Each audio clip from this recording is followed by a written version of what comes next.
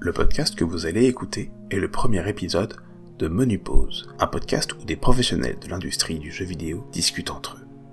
Ce podcast n'ayant aucune régularité établie, n'hésitez pas à vous abonner afin de ne pas rater de futurs épisodes. Sur ce, je vous souhaite une bonne écoute. Ok, alors j'ai une idée de jeu vidéo, mais attention, The Concept. Encore du travail ? La vie, c'est pas un jeu vidéo, hein. Des dizaines de milliers de jeunes passent plusieurs heures par jour à tripoter leur console. Risque pas de louper ça. Je vais même amener des copains.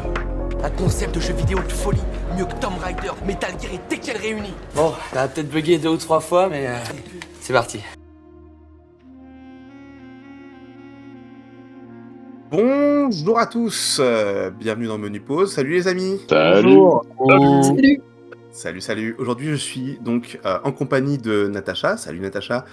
Salut. Tu es Game Economy Designer chez Gameloft. Tout à fait. Comment ça va ? Bon, ça va, ça se passe bien. Dis-moi, ton jeu du moment et ton jeu préféré ? Dernièrement, du coup, Blueprints. Sinon, en ce moment, je redécouvre... comment il s'appelle ce jeu d'horreur ? Killing Floor. Voilà, c'est ça. Et mon jeu préféré, rien à voir, ça va être du Dragon Age, le premier.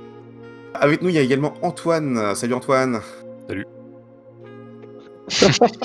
Un salut d'une sobreté incroyable. Donc t'es tech designer chez Ubisoft. Pareil, toi, dis-moi ton jeu préféré et ton jeu du moment.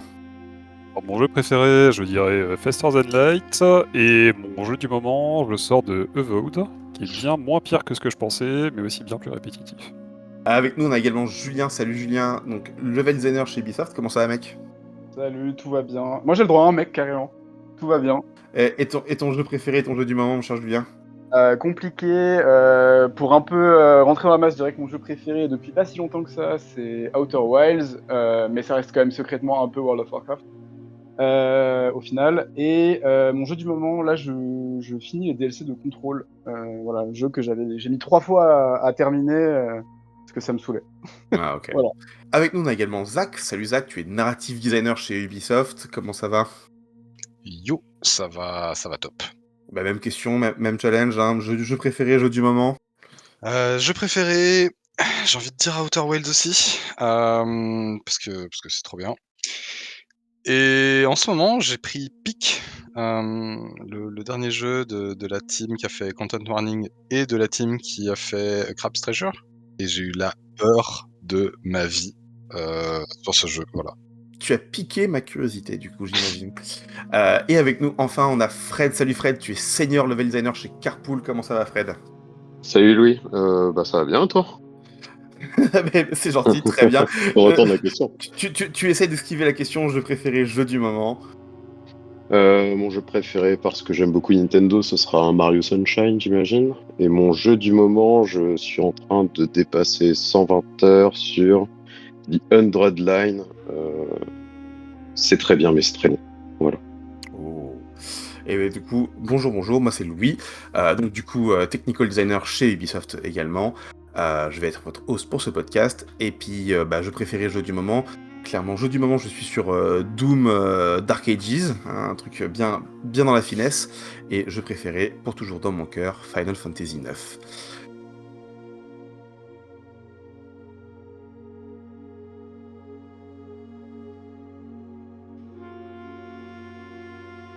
Aujourd'hui, on va parler de Blueprints.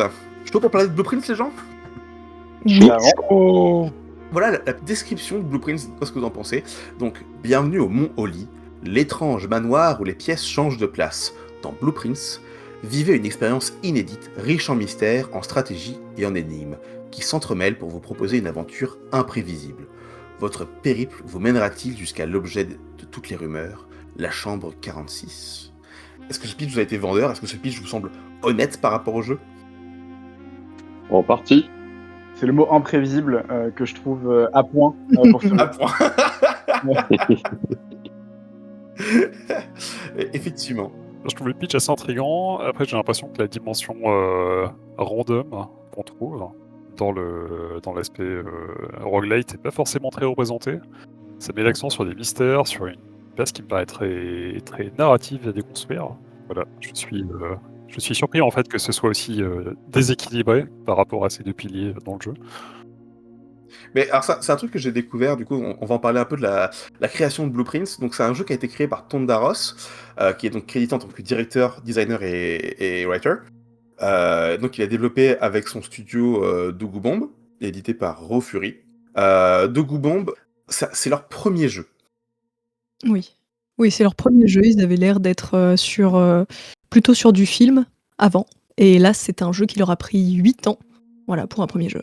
Fun fact pour les quelques magiciens parmi nous, ceux qui aiment tâter le carton, Tondaros a créé le site que peut-être certains connaissent, Mythic Spoiler, qui était un espèce de site d'agrégation de cartes révélées pour Magic the Gathering, qui avait un revenu publicitaire et qui a grandement participé au financement de Blueprints. Du coup, là, en gros, pendant des années, il a mis des sous de côté. Et puis au bout d'un moment, il a dit allez, maintenant on a des sous de côté, on va faire un jeu. On va faire le jeu qu'on veut. Et c'est pour ça que le jeu est aussi personnel, j'ai envie de dire, aussi atypique sur le marché, je pense. Il faut savoir que du coup, donc, c'est une core team de 20 personnes qui a bossé sur le jeu. Mais au niveau des full credits, on est sur 115 personnes. Ça me paraît pas genre extrêmement déconnant. On est sur une petite team. Et Tondaros lui-même galère de ouf à décrire son jeu. Je l'ai entendu décrire comme un atmosphérique architectural adventure. Waouh. Ce qui ne veut rien dire. Ce qui ne veut rien dire.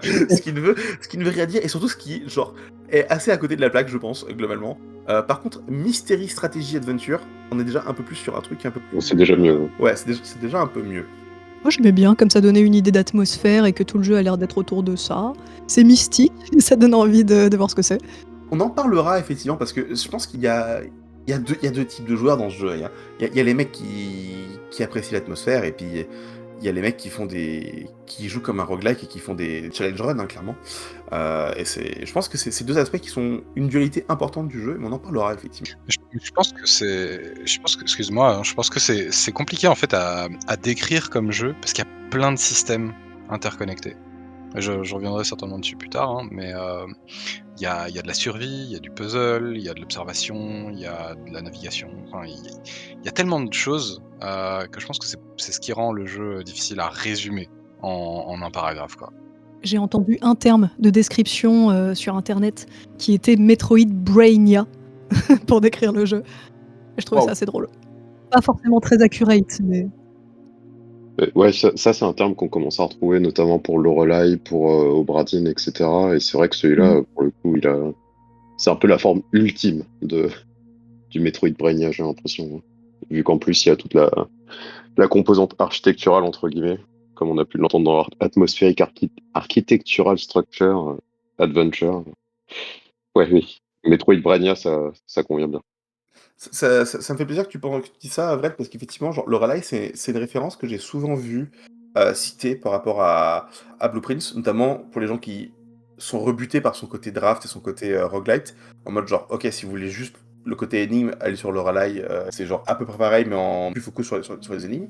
Si vous deviez donner un jeu un peu apparenté, qu'est-ce que vous diriez pour dire aux gens, genre, ok, Blueprints, c'est comme tel jeu, mais en... Alors, peut-être comme question. Ouais.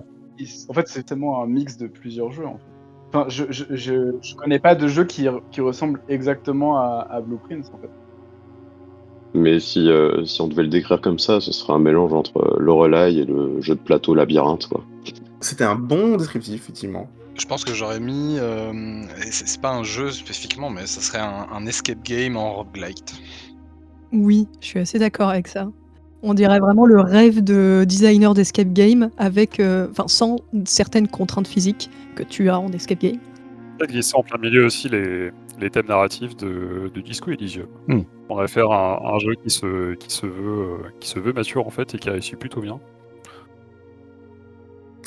Écoute, je propose qu'on passe sur un petit tour de table d'abord de notre avis et de notre relation au jeu. Commençons par toi, ma chère Natacha. Oui. Alors j'ai commencé à jouer au jeu déjà parce que ça en parlait pas mal entre collègues au boulot, en fait. Et puis ça le conseillait bien. Pour dire que c'était un bon jeu, que très énigme, on est assez énigme dans l'équipe. Et du coup j'ai commencé à y jouer comme ça sur les pauses déjeuner. qui est une très grave erreur quand on a une pause limitée pour déjeuner, quand on n'a pas 3 heures sur une run, parce que du coup, devoir quitter les pièces parce qu'il est l'heure de retourner bosser, c'est un vrai crève-cœur. J'avais atteint les objectifs du jeu et j'ai continué un peu. Et pour connaître un peu davantage le principe du jeu aussi par rapport au podcast, à ce qu'on fait ce soir, j'ai regardé des streamings et il se trouve que le jeu est aussi intéressant à regarder qu'à jouer. Enfin, différemment. Bref, du coup, je connais un peu aussi par le fait d'avoir vu des gens y jouer et faire de nouvelles combinaisons par rapport aux miennes. Je pense que je suis aussi quelqu'un qui a globalement énormément apprécié le jeu. J'en ai entendu parler quand notre cher Local Thunk, donc le développeur de Balatro, a déclaré que pour lui c'était son GOTY 2025. Et donc du coup, quand un mec comme ça déclare que ce jeu-là c'est son GOTY 2025 et que le jeu il est sur le Game Pass, bah ça me coûte à peu près rien d'essayer. Donc let's go, je suis un gros joueur de Game Pass pour ça. Le jeu il est là, il est dispo, je le lance, et puis si ça me plaît pas, faire une forget, et si ça me plaît, bah je peux le faire en entier. À la base, j'ai été un peu attiré par le côté, on me l'a vendu un peu Knowledgevania, un peu Outer Wild. Au final, c'était pas ça, clairement. Du coup, un peu rebuté, beaucoup de problèmes avec le jeu, mais personnellement, j'ai réussi à avoir plein de choses très chouettes dedans. Globalement, un jeu qui n'était pas forcément pour moi, mais un très bon jeu quand même. Et au fur et à mesure que j'y jouais, comme tu dis, dans l'office, les gens qui y jouent, et du coup, c'est presque, je me délectais plus de connaître la progression de mes collègues et la découverte qu'en faisait la communauté, plutôt que d'y jouer personnellement. Et je trouve que c'était une expérience assez intéressante. Et je vais juste rebondir sur ce que tu as dit. J'ai joué une fois sur PC, c'était effectivement l'enfer, parce que la pause de midi n'était pas terminée, j'étais sur une room ultra importante, enfin un enfer. J'incite vraiment tous les gens qui y jouent à y jouer soit sur Switch, soit sur Xbox, puisqu'il y a un système où tu as juste appuyé sur un bouton Home, et le jeu disparaît, et tu peux le relancer à n'importe quel moment, et ça c'est bien. À toi mon cher Antoine. Allez, et ben c'est un jeu que j'ai globalement plutôt apprécié, je lui trouve de grandes qualités et de gigantesques défauts. Mais clairement il m'a pas laissé indifférent. Alors moi je l'ai commencé quelques jours après la sortie, majoritairement parce que j'avais des collègues qui en parlaient, et que la manière dont ils en parlaient, ça me donnait l'impression d'être un truc qui était hyper intriguant, et surtout comme ils étaient tous à faire des petits ronds de jambes là pour éviter de se spoiler, vraiment ça m'a juste donné envie d'en savoir plus. Puis globalement, déjà l'aspect roguelite me parlait plutôt pas mal, et c'était présenté comme un puzzle game, donc un truc qu'on puisse faire facilement à deux avec ma copine sur le canapé après un Obradin, un Witness, etc. Donc sur le papier, ça cochait plein de cases. Globalement, au départ, j'ai été plutôt hooké par la partie roguelite. Voilà, on va poser des pièces, on va essayer d'aller loin, d'avoir une run qui soit un petit peu optimale, etc. On découvre plein de choses, ça va vite, c'est intéressant. Cependant, rebuté par la prise de notes, parce que ne sachant pas vraiment ce qui était pertinent comme information, étant exposé à plein de choses, j'avais une espèce de tendance maladive à essayer de tout compiler, tout conserver, et mon flow était pas petit pour prendre ces notes. Donc ça a vraiment fait une espèce de surcharge d'informations, de charge mentale. Chaque nouvelle pièce amenait ses X notes, etc. C'était lourd. Mais je me suis un petit peu obstiné, et finalement le jeu je l'ai continué solo parce que ma copine a droppé. Après avoir atteint la room 46, je l'ai lâché pendant quelques jours. Vraiment, j'avais plus envie d'en entendre parler. J'avais l'impression de m'être fait savater ma fin de jeu, qui n'était pas vraiment une fin, et vraiment ça m'a un peu dégoûté. Mais en continuant à entendre les gens parler, ceux qui s'étaient vraiment attachés, ça m'a donné cette impression qu'en fait c'était juste le début quelque part, et qu'il y avait plus à voir. Et donc j'ai repris, et j'ai relâché 40 heures dans le bousin.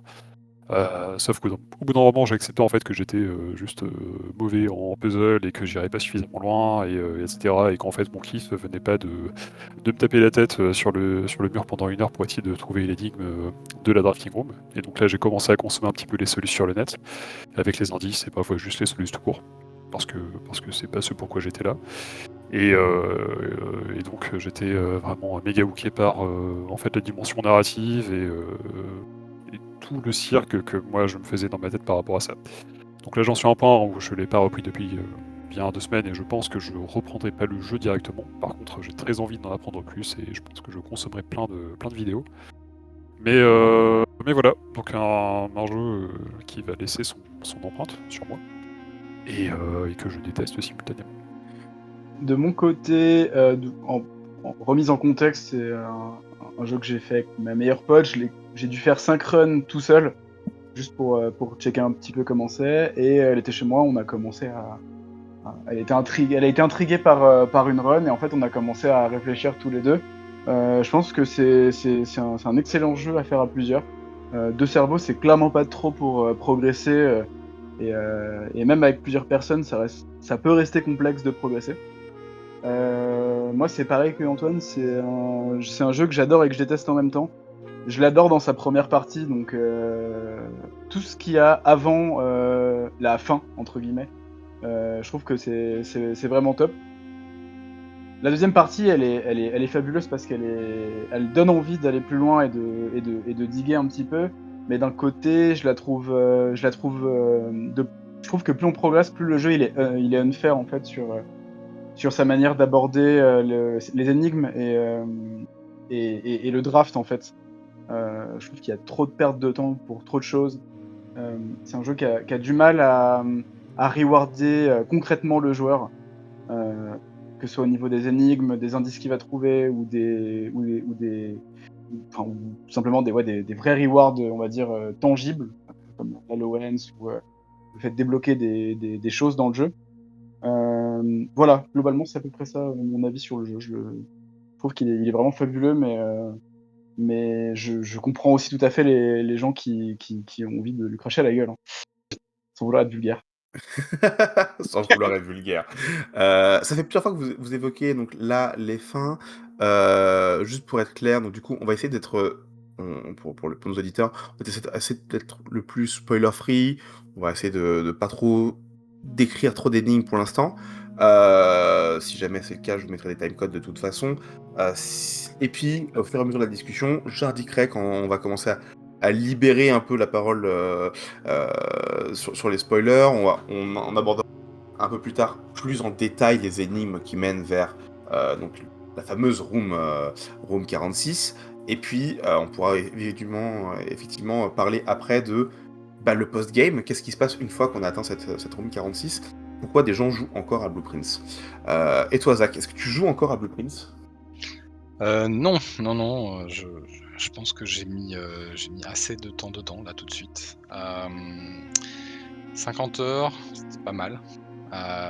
Et ça laisse assez je pense, de recul pour savoir qu'est-ce qui est apprécié et qu'est-ce qui est réellement appréciable. Et effectivement, qu'est-ce qui m'a énormément frustré dans ce jeu. J'ai envie de l'aimer, j'ai envie de l'apprécier, mais il y a trop de choses qui m'empêchent de consacrer cette envie. Moi, j'ai joué peut-être 2 ou 3 semaines après la sortie. Je venais d'acheter Monster Train. J'ai passé beaucoup de temps dessus. Et du coup, j'ai délayé un peu. Et comme d'autres personnes, c'est les références à Outer Wild, les émulsions à la pause déj, à la discussion. On se renifle pour savoir ok, toi t'en es où? Ah d'accord, je peux pas te dire ça alors, enfin voilà. Et je pense que c'est au final un truc qui est vraiment... c'est une expérience sociale de jouer à ce jeu aussi. En tout cas, quand on est entouré ou même quand on utilise Internet, c'est vraiment une expérience sociale de parler du jeu, d'échanger sur le jeu, qu'on retrouve pas sur énormément d'autres types de jeux, à part certains jeux multi, mais là c'est un jeu solo. Donc ça, j'ai trouvé ça très cool. Mais ouais, j'ai une relation un peu amour-haine avec le jeu. Ce que j'apprécie beaucoup, notamment au moment où moi j'y ai joué, c'est que c'est un jeu qui est extrêmement calme, posé. On va à notre rythme. Et la prise de notes, c'était un peu cathartique, même si compulsif et obsessionnel sur les bords. Donc ouais, je pense que je terminerai là-dessus. On en parlera de la prise de notes, parce que je pense que c'est un des points centraux du jeu, effectivement, clairement. Il reste notre cher Fred. Vas-y. Fred, toi, est-ce que tu as aussi une relation d'amour-haine avec ce jeu, ou est-ce qu'il y a quand même un peu d'amour quand même? Il y a un peu d'amour. Moi, j'ai été particulièrement hooké par la proposition. Le fait d'avoir quelque chose dans lequel on peut manipuler un petit peu l'environnement et le level design pour essayer d'accéder à un certain type d'énigmes, que les énigmes utilisent un petit peu ça pour être résolues. Ça m'a particulièrement hooké. Et donc, en étant assez amateur de Lorelai et d'autres jeux narratifs à énigmes, je me suis jeté dessus à partir du moment où il est arrivé sur le Game Pass. Et du coup, pour pas faire durer le suspense trop longtemps, j'en ressors avec une frustration particulièrement grande. Je dirais pas que c'est de la haine, mais c'est un désamour, un désaveu, parce que d'une complexité trop grande, parce que le jeu met énormément de freins sur la résolution de chacune des énigmes vis-à-vis du draft des rooms, vis-à-vis de la logique, d'essayer de manipuler ses runs pour essayer d'arriver à ses fins. Moi, j'ai eu l'impression que le jeu ne me permettait pas de tester mes idées, mes théories sur chacun des puzzles, parce que je devais à chaque fois relancer une journée, relancer une run, passer énormément de temps sur des runs qui sont finalement gâchés parce que des mauvais drafts, parce que des mauvais choix, parce que pas les bonnes ressources, etc., etc. Donc j'ai dû investir 20-30 heures dedans pour atteindre la fin telle qu'elle est annoncée, qui est d'atteindre la room 46. Je l'ai relancé peut-être 1 ou 2 journées après ça, et honnêtement, j'ai très vite déchanté. J'ai préféré évacuer ma frustration sur d'autres jeux après ça. Voilà. Je comprends parfaitement ton ressenti. C'était effectivement assez proche du mien là, sur cette frustration-là. Notamment quand on m'a parlé du jeu en mode genre, hey, c'est un peu comme Outer Wilds. Parce qu'il y a ce côté, toutes les journées, même si tu n'as pas fait ce que tu voulais faire, t'as quand même progressé, t'as quand même fait quelque chose. Moi, dans Outer Wilds, quand ma journée a été... Enfin, quand ma loop a été nulle parce que je suis mort en découvrant pas ce que je voulais découvrir, j'ai quand même essayé d'aller vers l'objectif. L'endroit où je voulais très souvent dans Blueprints, je veux aller vers une énigme. Je dis, ok, là, je vais me concentrer sur cette énigme-là. Et le jeu me dit non. Le jeu me dit, tu peux pas aller sur cette énigme-là. Je pense que c'est 2 philosophies de jeu qui sont complètement à l'opposé. Outer Wilds, c'est un jeu qui empower complètement le joueur, qui te laisse la liberté d'aller où tu veux. Une fois qu'il t'a donné les clés du vaisseau, la galaxie est à toi. Et Blueprints, pour moi, c'est un jeu qui essaye constamment d'avoir le contrôle sur ce que tu vas faire. Il ne te laisse jamais aller là où tu veux, c'est le hasard qui va déterminer si tu y arrives ou pas.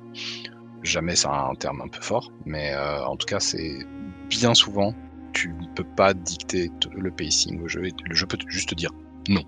Et en vrai, pour rebondir là-dessus, je pense sincèrement que il n'y a pas que de l'aléatoire dans le jeu, et il y a des fois où c'est scripté. Il sait que tu as obtenu un item et que tu vas essayer de compléter un objectif ou de te rendre quelque part. Et j'ai un nombre de runs de fou furieux où je me fais avoir sur des ressources ou sur des pièces qui tombent pas, ou vraiment, enfin, c'est une espèce de loi de Darwin où tout le truc, je les prends en pleine tête parce que le jeu il a décidé que j'irais pas là où je veux aller, quoi.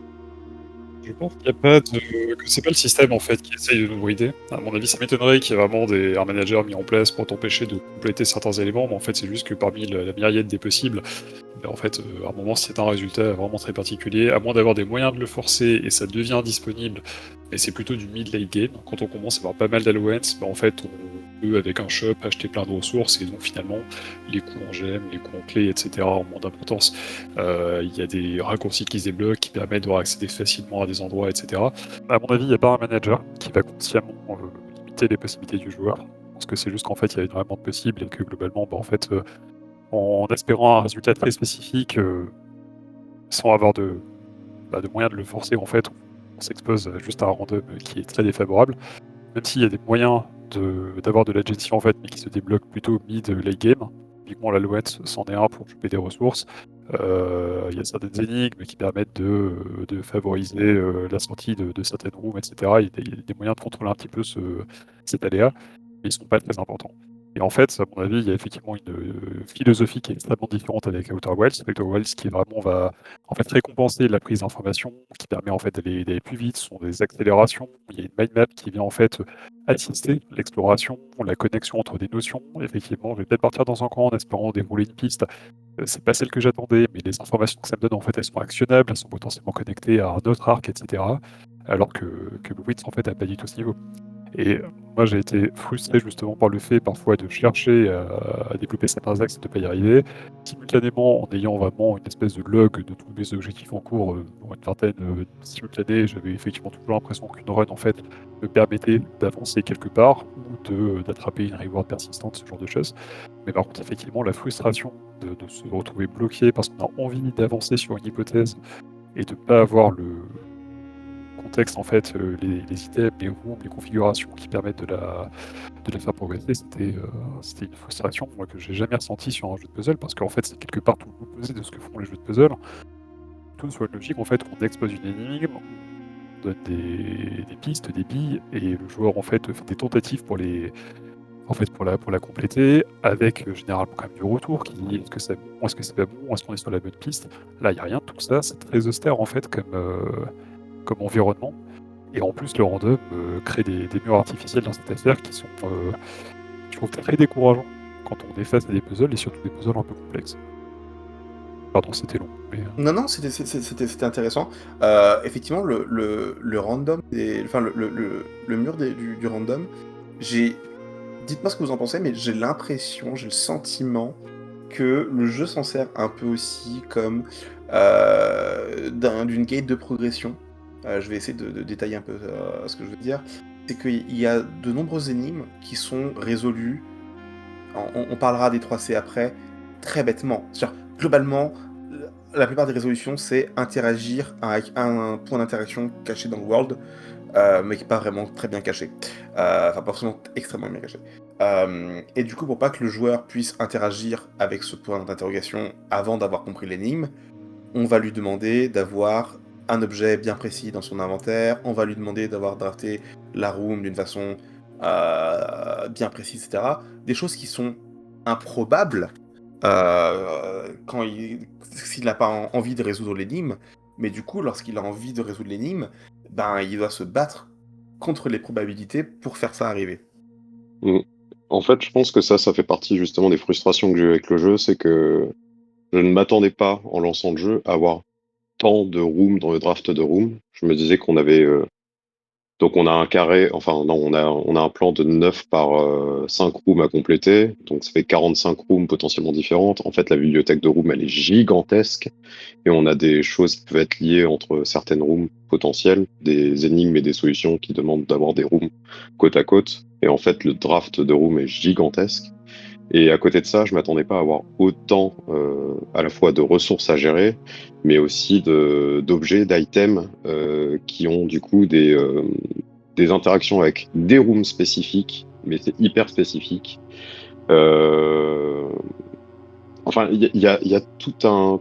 En fait, la librairie d'objets, la librairie de rooms, la librairie de tous ces possibles est gigantesque, et pour réussir à maîtriser finalement, ça fait qu'il faut tomber sur le bon random, le bon aléatoire au bon moment.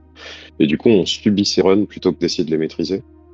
Et de ce que j'ai entendu et de ce que j'ai compris, il y a beaucoup de gens qui parlent de cette idée de commencer à adapter la RNG, vu qu'on a la possibilité d'affecter l'apparition de certaines rooms.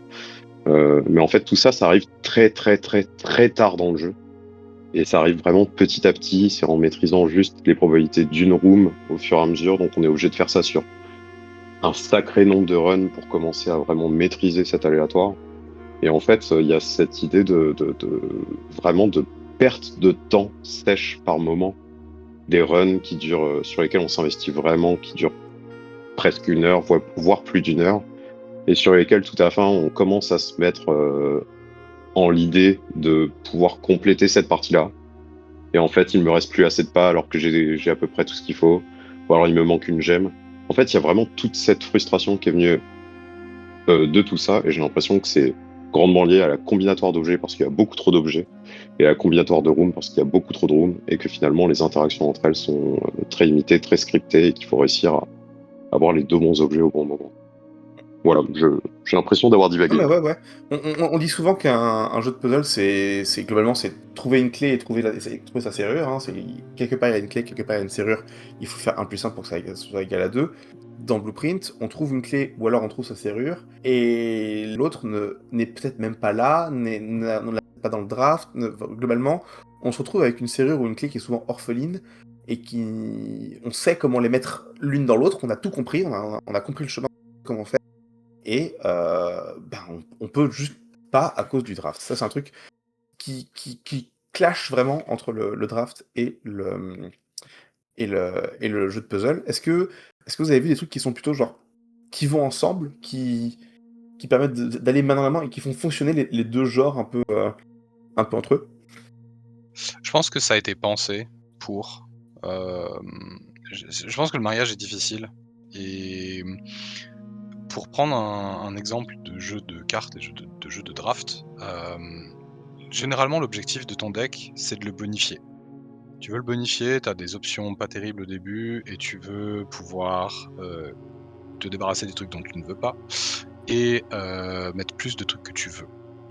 Là, c'est pas vraiment le cas. Tu peux du coup rajouter des rooms au fur et à mesure de tes découvertes, etc.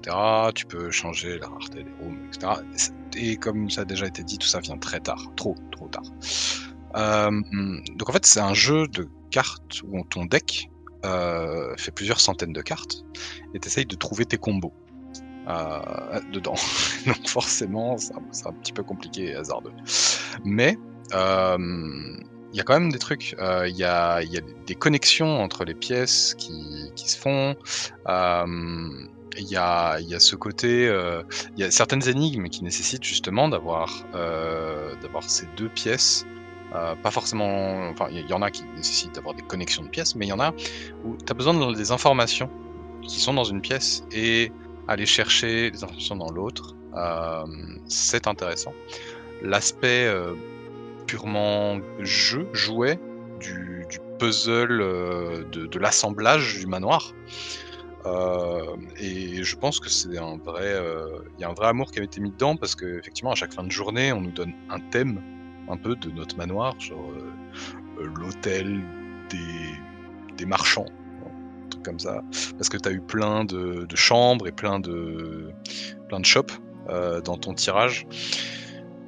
Donc il y a un truc un peu comme ça. Le fait que chaque type de room a un nombre de portes, un nombre des chances d'avoir des items, enfin tout ça. Il y a vraiment un amour qui a été mis là-dessus, qui est pas négligeable et qui fait en sorte que le château de cartes tient, mais il n'y a pas assez de générosité et de contrôle sur le draft, à mon sens, pour qu'on arrive à une consécration. Je pense pas que ça soit deux choses qui soient pas mariables. Parce que ça pourrait s'il y avait un peu plus de contrôle et de générosité.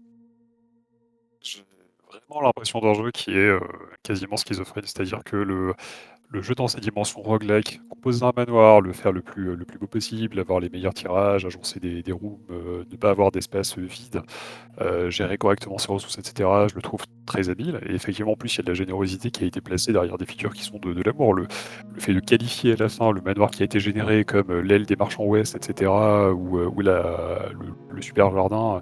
Enfin, c'est des choses qui n'étaient pas nécessaires en fait. Et pourtant, quand c'est là, j'y vois une valeur qui est assez phénoménale.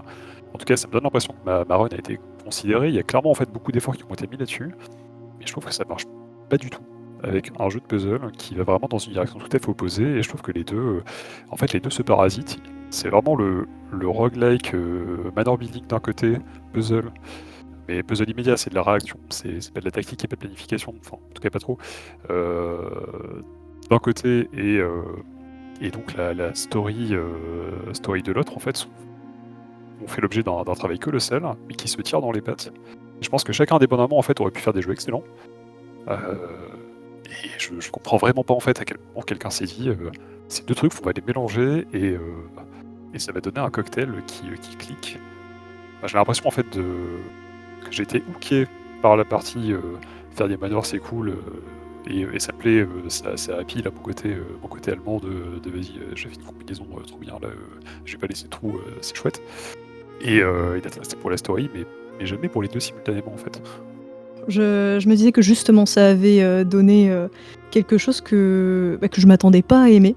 Parce que vraiment en commençant le jeu, pareil, j'attendais de l'optimisation. Je me suis dit comment je vais placer mes rooms, ok j'ai ça dans telle room, il faut que je trouve telle autre room, ah mince on m'a menti sur le papier, bref, ce genre d'éléments. Et ce qui fait aussi que du coup j'ai trouvé les premières runs très frustrantes avec l'aléatoire, comme tout le monde je pense. Et en fait justement c'est le premier jeu où maintenant je peux terminer des runs et me dire ok celle-là c'est pour la science. Je continue et on va voir ce que ça donne. D'habitude, je déteste vraiment utiliser un essai en me disant il va pas me servir, je vais pas avancer vers mon objectif avec ça, enfin en tout cas pas directement. Et là, au contraire, le fait de me balader, de faire des combinaisons de salles, et même si parfois je draft des salles et je sais qu'elles me permettront jamais d'aller au bout parce que c'est trop tard, mais il me reste encore des pas et encore peut-être une ou deux salles dans un coin à dessiner. Vraiment en fin de journée, j'avais quand même l'impression d'avoir fait un truc, j'étais prête pour la prochaine journée et j'étais pas déçue de l'avoir fait et ça m'arrive très peu dans les jeux, c'est peut-être même la première fois en fait. Et je trouvais que justement, je pense que c'est en partie dû aussi au fait que l'aléatoire pour moi ça sert pas à la progression. Pour moi dans le jeu, la progression elle va se faire vraiment par le fait on découvre des nouvelles salles, on obtient de nouveaux objets qui vont nous permettre de faire de nouveaux objets qui obtiennent de nouvelles salles, etc. Et donc plus on avance et plus on peut avancer, plus on peut drafter des éléments différents et obtenir des objets différents. Je pense que le random c'est plus pour de l'engagement, ça va être plus pour de la rejouabilité. Et créer cette atmosphère un peu spéciale de palais mental, de je retourne dans des pièces auxquelles je m'en souviens, qu'est-ce qui va se connecter avec, voilà tout ça. Et ouais voilà, je pense que vraiment, surtout que quand on avance, on se rend compte que l'aléatoire, au début on le subit complètement, je suis d'accord. On commence à le contrôler un peu trop tard aussi, mais c'est pas vers la fin non plus, parce que le jeu est vraiment très long. Mais c'est vrai qu'il arrive quand même trop tard dans l'expérience des joueurs, peut-être de manière assez classique si on le compare à toute la timeline du jeu, mais au temps de jeu du joueur, ça arrive trop loin aussi, je pense. Par contre, il y a vraiment une logique en fonction de la strat, je sais plus comment ils appellent ça, première ligne du blueprint, deuxième ligne, troisième ligne, en fonction des lignes sur lesquelles on dessine les salles. Les rangs, tu peux dire. Début des salles, ouais c'est ça. On va avoir différentes chances de dessiner des salles qui elles-mêmes nous donnent des chances de dessiner ou de débloquer d'autres éléments. Pour avoir vu certaines énigmes, je pense qu'il y a certaines salles qui spawnent spécifiquement à des points du blueprint aussi. Donc tout ça, je trouve ça bien parce qu'il y a vraiment une progression par le savoir inné que nous apporte le jeu. Je vais me faire l'avocat du diable pour essayer de défendre cette combinaison donc de roguelite et de puzzle. Parce qu'effectivement, je suis assez d'accord avec certains d'entre vous sur le fait que in-game, ça marche pas tout le temps très bien et que ça m'a frustré. Et ça m'a frustré, je vois qu'il y a certains profils que ça frustre moins, hein, globalement. Les joueurs de Myst, les joueurs de puzzle comme ça, les mecs qui sont prêts à passer genre des centaines d'heures à se décortiquer le cerveau, ils sont pas... Ça les dérange un peu moins, je pense. Mais surtout, moi, la grosse plus-value que j'ai vue au mélange de ces deux genres, et je comptais en parler plus tard, mais on va en parler un peu maintenant, c'est au niveau de la communication, parce que c'est assez incroyable. C'est un jeu, et là on tourne autour du pot depuis tout à l'heure pour pas essayer de spoiler les gens, c'est très dur de parler de Blueprint, c'est extrêmement dur de montrer un jeu, de faire des vidéos, de faire du contenu, etc., sans spoiler un jeu d'énigmes, sans spoiler l'intégralité du jeu, et pourtant, Blueprints déborde de contenu, déborde de tips, d'aide, de plein de choses pour en fait sa partie draft. Et en fait sa partie draft pour moi c'est ce qui permet de showcase le jeu, de le mettre en avant, de le montrer. Ouais. Pour le coup, j'étais assez surpris de certaines ressources, notamment qu'on a dans le jeu, qui détaillent des stratégies de draft. Il y a vraiment des moments en fait, où j'avais l'impression d'avoir maîtrisé la plupart des leviers qui et qui dirige justement ce genre de logique et de retrouver les moyens de les optimiser. Finalement, il y avait régulièrement des éléments que j'avais manqués. Et puis en plus, dans ce genre de ressources, on voit toujours des petites choses à gauche et à droite qui dirigent vers des pistes alternatives. Mais là, il y a une profondeur, une complexité qui est quand même assez importante, effectivement, dans le draft. Et ces patterns, en fait, on commence vraiment à les remarquer et à pouvoir les exploiter, je trouve aussi relativement tard. Ça, c'est un peu dommage. Mais par contre, quand on les remarque et quand on commence à en faire usage, en retournant quelque part le jeu contre lui-même, ça procure aussi une satisfaction qui est à la hauteur quelque part des barres que le jeu nous a mis dans les pattes au départ. Et au-delà de ce qui est débloquable, on va dire, et de ce qui est tangible, moi, il y a un truc qui m'a énormément frustré, en fait, c'est que, contrairement à pas mal de roguelites, en fait, il n'y a pas de manière de grinder, par exemple, de l'allowance ou des trucs qui vont nous permettre d'aller plus vite ou d'avoir des runs qui sont, plus simples. Typiquement, enfin, Si, il y en a. Tu as ça. il y en a, mais tu vois, c'est hyper dur de te dire, ok, là je me pose, les 10 prochaines runs, ça va être, mon but, ça va être de farmer l'allowance. C'est pas si simple que ça. Enfin, l'allowance dans le jeu, c'est la life. Globalement, si tu commences avec 10 pièces, si tu commences avec 10 pièces ou avec 100 pièces, quand tu commences avec 100 pièces, t'es le roi du monde, hein, t'es le roi du manoir. Mais le fait de pouvoir grinder ce genre de ressources, c'est hyper dur. Enfin, pour aligner vraiment les critères pour pouvoir choper des ressources, c'est très dur. En fait, je suis d'accord avec toi, et c'est là où ça rejoint un peu un draft, comme tu peux retrouver un draft magique ou quoi, c'est qu'en fait, à un moment dans ton draft, tu vas arriver sur un truc qui te dit genre, là, si tu veux, tu peux fuck up ton truc, tu peux genre niquer ta journée, mais par contre, tu vas gagner 5 d'allowance, 10 d'allowance, enfin, tu vois. Tu peux genre, en contrepartie de pas réussir à ton objectif que tu avais prévu, aller vers un objectif qui est améliorer les runs suivantes. Mais c'est vrai que dès le matin, quand tu commences, tu ne peux pas te fixer un objectif clair et t'y maintenir. Ça, je suis d'accord avec toi. Ouais, et au final, que ce soit dans le fait de vouloir accumuler des ressources pour tes débuts de run, ou genre, comme tu dis, un objectif, plutôt un main objectif, le jeu, juste pour faire un parallèle, il me fait beaucoup penser à Tears of the Kingdom. C'est un jeu qui ne te laisse pas finir ce que tu as commencé. Dans Tears of the Kingdom, pardon, tu as toujours quelque chose qui va te. Tu prends une main quest, ok. Sur le chemin de ta main quest, tu vas trouver une grotte, ok.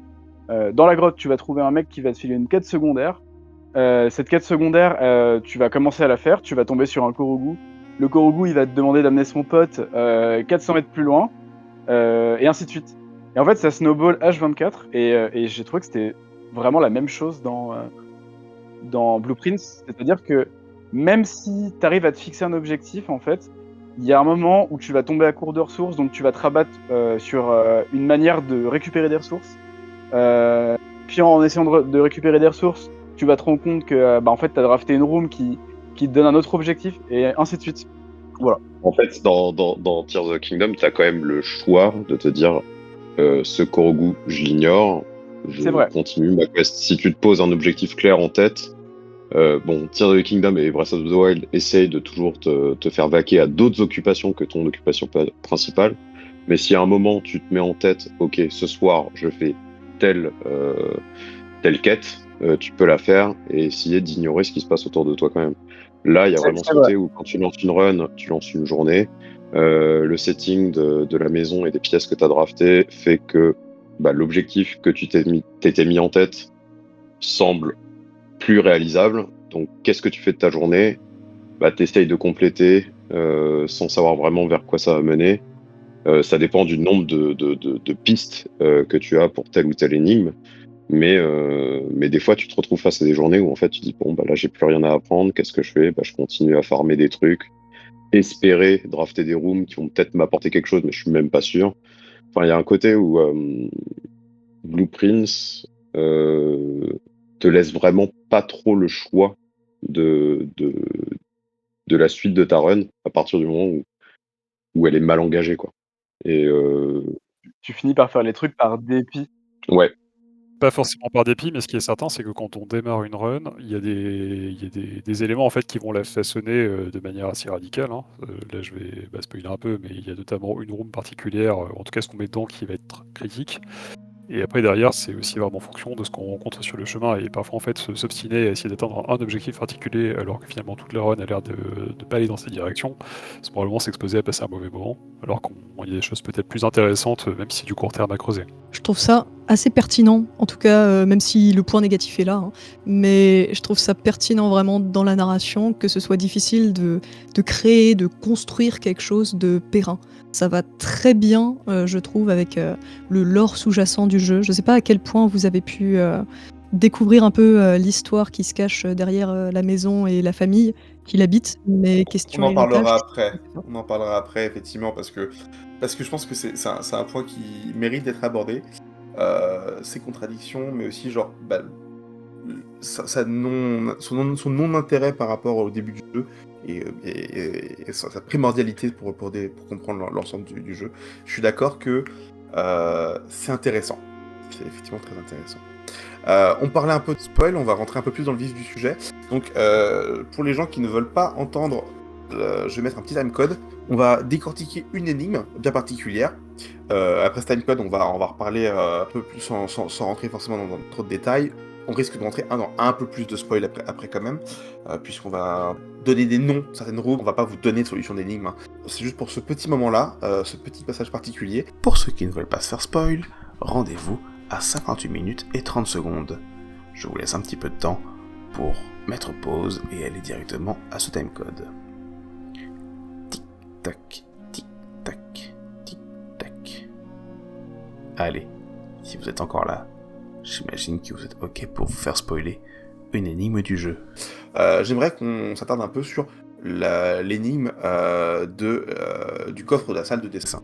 Donc, je vais refaire un petit récapitulatif pour ceux qui l'ont pas forcément là en tête. L'énigme du coffre de la salle de dessin, elle commence comme ça. Elle commence par, normalement, vous voyez quand vous rentrez dans à peu près toutes les rooms du manoir, une paire de tableaux. Une paire de tableaux qui est extrêmement visible, qui détonne énormément avec l'environnement. J'ai vu des gens sur internet qui disaient que ça se mêlait bien et que ils avaient pas remarqué qu'il y avait une énigme avec ça.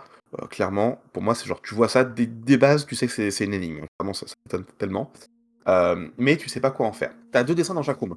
Effectivement, si tes neurones sont à peu près raccord, tu peux voir que le style graphique de ces dessins est le même style graphique que ceux de la salle de dessin. Et donc, du coup, tu te dis, ce truc-là a un rapport avec la salle de dessin. Et alors, on pourra en parler après. Moi, j'ai dû aller voir une solution parce que il y a beau avoir plein d'indices partout sur comment traiter ces dessins, soit j'ai pas ouvert ces rooms-là, soit j'ai pas tombé sur ces indices-là, soit je suis trop con, c'est possible aussi, pour comprendre que effectivement, ce sont des dessins qui, quand ils sont prononcés en anglais, et ça on en reparlera, en anglais, ils ont une lettre en moins dans leur nom. Par exemple, je vais prendre un exemple, il y a dessert et désert, ça marche aussi en français d'ailleurs. Du coup, il y a une lettre en moins qui est le S, et du coup, ça veut dire que ici, ce qui nous intéresse, c'est la lettre S. Et effectivement, une fois que tu te rends compte que ces dessins sont toujours les mêmes dans la case du manoir où ils apparaissent, du coup, ça veut dire que tu mets chaque lettre sur chacune des cases du manoir, et ça te fait une phrase, une magnifique phrase, donc toujours en anglais, parce que le jeu est intégralement en anglais, qui te dit « Counting small gates, 8 dates, crack 8 safes ». Donc en français, ça nous donne, en comptant les petites portes, 8 dates, ouvre 8 coffres. Et là, t'es bien verni, et tu dis « Ok, c'est un rapport avec ma salle de dessin, je ne sais pas quel rapport, mais... » Et en fait, ce qui se passe, c'est que tu comprends qu'il y a des coffres qui s'ouvrent avec des dates, mais counting small gates, parce que ça va servir à plein d'endroits le fait qu'il y ait des petites portes, mais dans la salle de dessin, small gates, il faut l'interpréter comme des petites foulées, puisque c'est un homonyme en anglais entre gates et gates, avec un i et sans i, ce qui est introuvable pour un francophone, mais genre fucking introuvable pour un francophone, que c'est un homonyme entre les portes et les foulées. Et du coup, il faut compter les petites foulées des hommes et des femmes pour trouver la date qui ouvre le coffre de la salle de dessin. coffre qui, pour le coup, et ça je trouve ça vraiment très intéressant, et ça c'était la partie de l'énigme que j'ai trouvée et que je trouvais genre vraiment la plus intéressante, tu trouves parce qu'il y a un dessin dans la salle qui représente un portrait, et il y a une différence entre un chandelier dessiné sur le dessin et un chandelier dans la salle, et du coup tu te dis, ah, il est différent sur le dessin, je peux donc interagir avec, il y a un point d'action un peu caché dessus, j'interagis et le coffre apparaît. Ah, c'est comme Voilà. ça qu'on le trouve? Et oui, c'est comme ça qu'on le trouve. C'est comme ça. Mais tu peux aussi trouver en genre fouillant toute la salle et vraiment s'il y a un point d'interaction. Moi, je l'ai purement piffé, hein. Comme toi, Zach, je crois. Pas bien. Et donc là, on a vraiment genre le thought process d'une des énigmes qui est vraiment genre, je pense, assez stéréotype du jeu et qui, et ça, je pense que c'est un truc, un point assez important, est extrêmement anglophone centré, ce qui est pas le cas de tout le jeu, mais ce qui est pas si rare non plus. Est-ce que vous avez des petites remarques sur cette énigme, sur comment est-ce que vous l'avez trouvé, comment est-ce que vous l'avez vécu? Déjà, le fait de devoir naviguer à travers du coup, les 45 rooms pour juste avoir ce code, Count Small Gate, 8 Dates, Crack 8 Safe. En fait, à partir du moment où tu as compris cette logique entre les dessins avec 2 dessins différents, tu commences à faire des runs pour essayer juste d'aller dans toutes les salles et commencer à noter ça. Et donc, réussir à naviguer à travers les 45 salles alors que t'as pas encore forcément toutes les ressources nécessaires pour le faire facilement, tu commences à passer 1 heure, 2 heures et du coup un certain nombre de runs pour essayer de collecter tout ça. Et à la fin, tu te retrouves avec cette phrase et t'as vraiment l'impression d'avoir gâché ton temps parce que cette phrase, finalement, elle est franchement anodine quand t'arrives pas à comprendre tout ce qui se passe derrière. Il y a toute cette logique comme quoi dans le jeu il y a 8 coffres à ouvrir et donc à chaque fois le code c'est une date et en fait tant que t'as pas la date et en plus t'as peut-être déjà ouvert des coffres auparavant, en fait cette phrase c'est cool, ça t'aide bien mais en fait ça t'aide pas tant que ça. Surtout que c'est même pas vraiment une date. La manière de décrypter le puzzle, c'est... Si, en fait c'est toujours une date, mais ça correspond toujours à la date qui est sur la lettre que tu trouves dans Ouais, le de la coffre. lettre. Mais c'est que t'as certaines énigmes où en fait c'est une vraie date. Je ne spoilerai pas, mais en fait c'est que l'énigme globale te laisse croire que c'est toujours une date qui va te permettre de décrypter un coffre. Or, il y en a la majorité, en fait, c'est rien à voir. En avec fait, les dates. il faut plus le comprendre comme chaque solution des coffres est une date. Donc, le code est toujours compris avec un digit jusqu'à 30 et un digit jusqu'à 12, tu vois. Mais c'est pas comme ça que le jeu te l'amène, je trouve. Ouais, je pense que c'est assez. T'as raison, ça encapsule assez bien le jeu parce qu'en fait, même là-dedans, même dans cette phrase, il y a plein d'interprétations et de red herrings. Là, par exemple, on a un cas où effectivement, faut compter les small gates, c'est égal à autre chose. C'est pas des portes. Tu cherches pas des portes. Et c'est tout le temps ça. À chaque fois que tu vas te tomber sur un nouveau coffre, ça va être tout le temps, ok, c'est quoi la gate? Et c'est tiré par les cheveux à des points qui sont assez hallucinants. Et moi, les coffres, de manière générale, pas que celui-là, c'est les moments où, franchement, sur le jeu, je me suis senti le plus stupide du monde. Il y en a, j'étais obligé d'aller. Il y en a, ils sont simplissimes. Moi, le premier que j'ai ouvert, c'est celui de l'abri. Qui prend un temps infini. c'est quel enfer ce truc. Mais c'est le premier que j'ai ouvert. Et en fait, j'ai commencé à ouvrir des coffres bien avant d'avoir résolu l'énigme des tableaux. Et du coup, effectivement, quand j'ai trouvé cette phrase, j'étais en mode ok, super. Je savais du coup déjà qu'il y avait 8 coffres, donc ça m'apporte pas grand chose. Et maintenant, je sais qu'il faut que je compte les small gates, sauf que ça m'aide quasiment jamais parce qu'à chaque fois, il faut que je réinterprète le truc et que je comprenne comment ça marche. Celui spécifiquement de la salle au dessin, moi, il y a un truc qui m'a un peu saoulé. C'était tu cherches un chiffre, un nombre. T'en cherches 4 du coup. Et en fait, il faut décomposer. Une fois que t'as interprété Qu'est-ce que c'est les gates? Ah ok, c'est les foulées. Ok, ils sont tous en train de faire des foulées. Ok, mais du coup, faut pas prendre les animaux. Faut prendre que les hommes, puis les femmes. Et il faut bien séparer. C'est pas juste les humains. Faut bien compter et les hommes et les femmes séparément. Parce que moi, j'étais là avec mon 17, j'étais en mode, ok, super, j'ai 17. Maintenant, il me faut les 2 autres chiffres maintenant. Tu sais, c'est quoi le pire? C'est que j'ai regardé une solution hier pour celui-là pour me remémorer. Et que, donc moi, j'avais compté les hommes et les femmes séparément, ça marchait. Et le mec, il avait une autre méthode qui était de ne pas prendre les tableaux, il y a plusieurs personnes, de prendre toujours quand il y a une seule personne qui fait un small gates.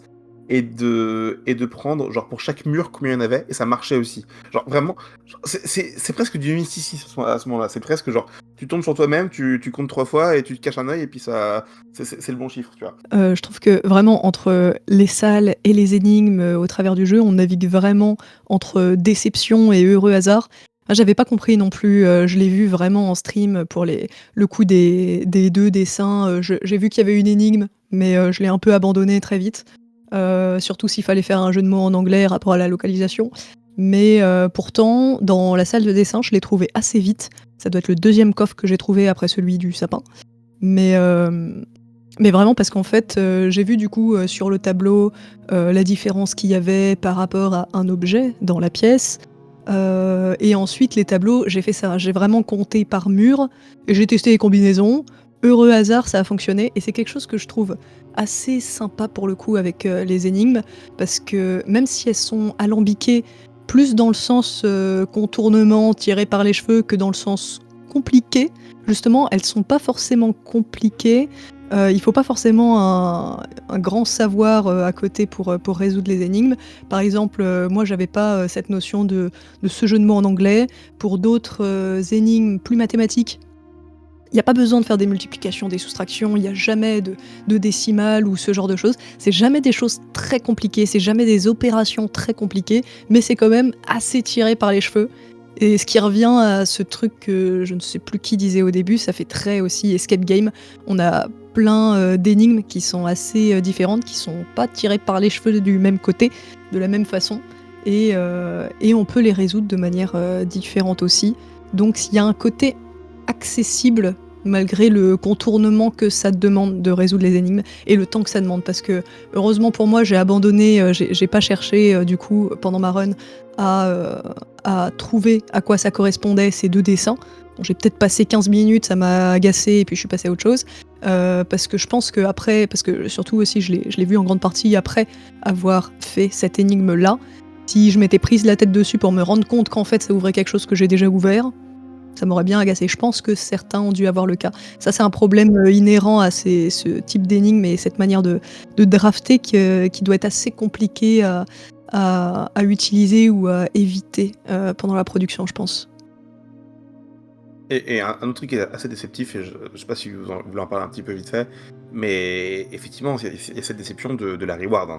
Globalement, normalement, à ce moment-là, nous, on était, je pense, tous à peu près en train de chercher à atteindre la room 46, et en fait, 80% des énigmes que tu résous sur le chemin de la room 46 soit te donnent un peu d'aide pour le draft, des allowances, des trucs comme ça, soit n'ont rien à voir avec la room 46. Genre là, on t'ouvre un truc qui te file une gemme et une lettre, et t'es là, ok, et à quel moment ça m'aide pour la room 46, et ça ne t'aide absolument rien. C'est clair. Après, je suis d'accord, mais c'est cool que le jeu il commence à te teaser sur le fait que ce que tu crois être ton objectif principal, en fait, c'est pas du tout ça.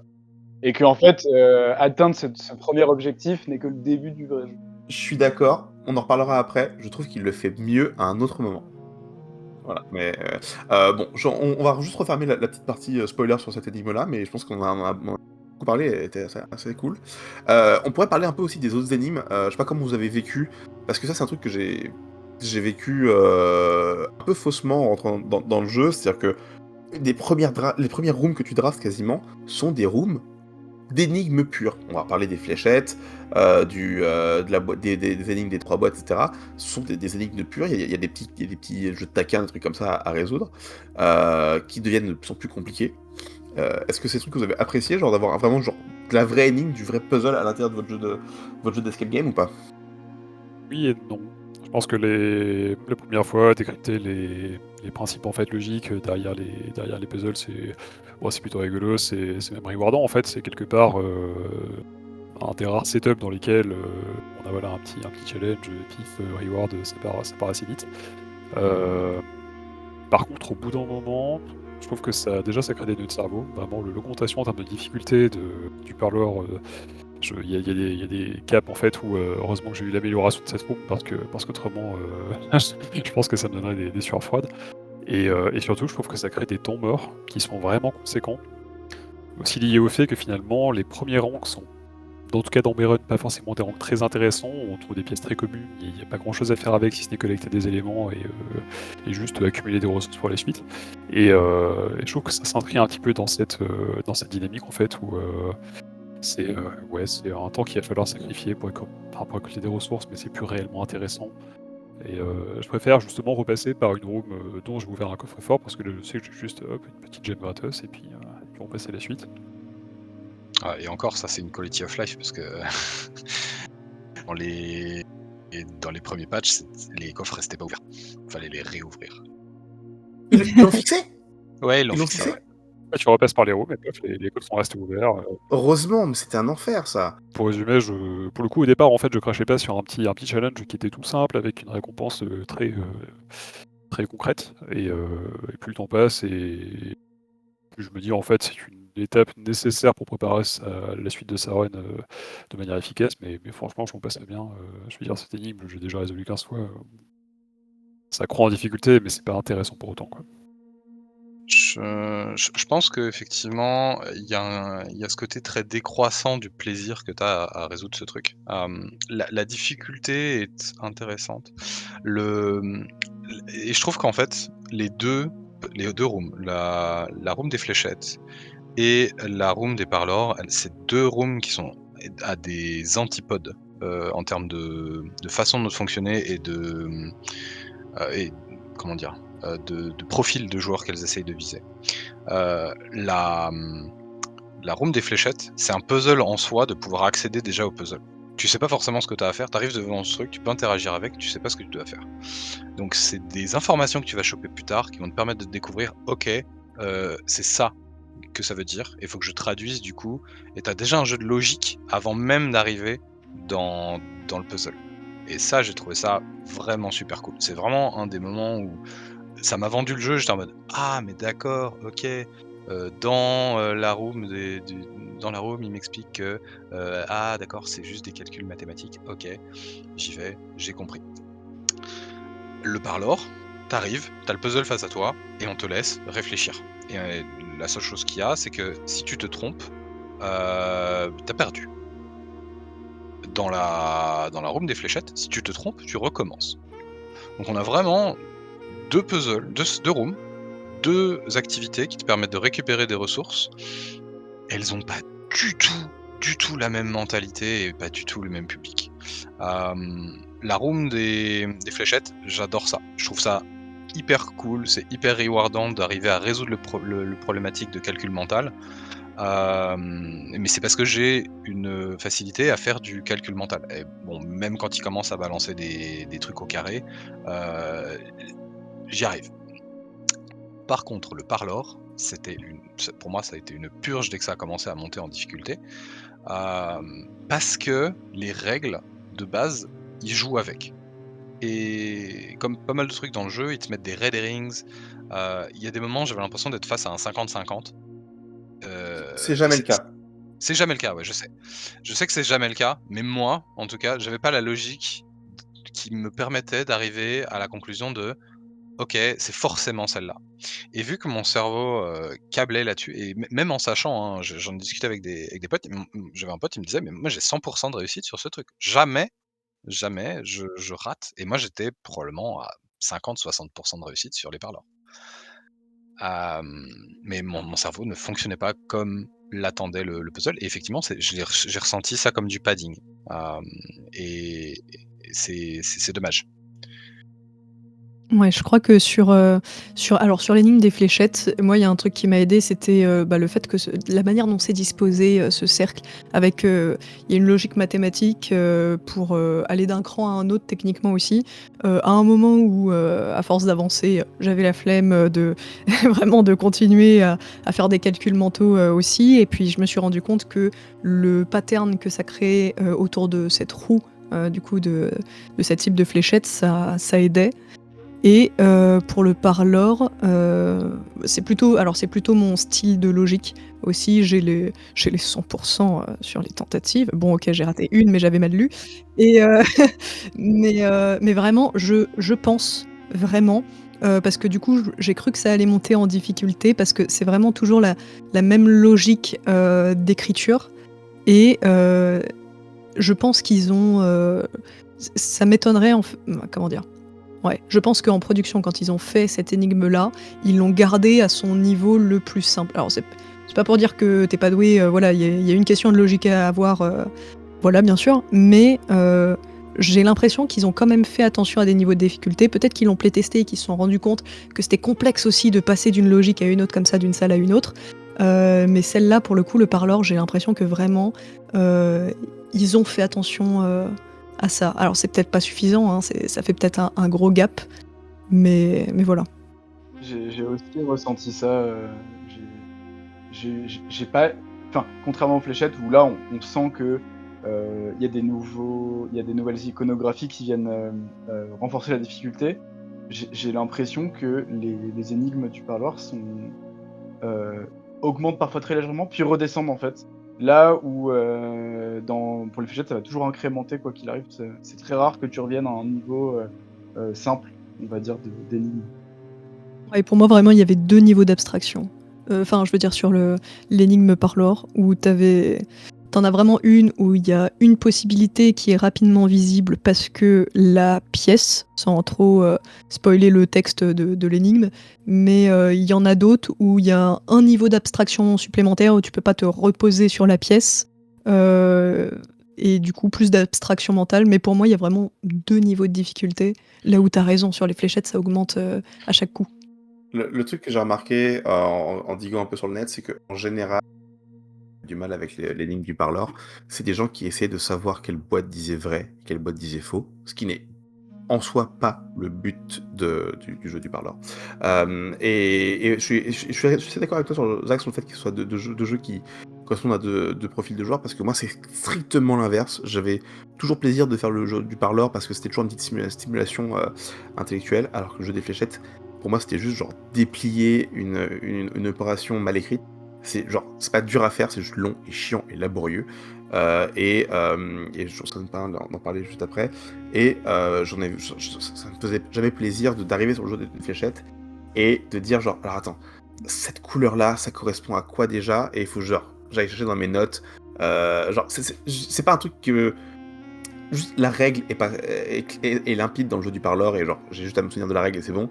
Alors que le jeu des fléchettes, j'ai déjà appris la règle une fois, mais le jeu va pas me mettre une aide pour me dire genre ok c'est bon t'as appris, maintenant tu peux juste la dérouler. Non, il faut qu'à chaque fois tu te souviennes à quoi correspond chacune des couleurs et ça c'est juste très relou et je pense que ce sera un très très bon tremplin pour nous permettre de parler de la prise de notes que le jeu n'assiste absolument pas, qui est une volonté du jeu, et c'est une volonté intéressante puisque du coup ça fait que tu ne sais pas ce que tu dois prendre en note, donc du coup tu dois à peu près tout prendre et du coup tout est énigme pour toi, tout ce que tu vois est potentiellement énigme.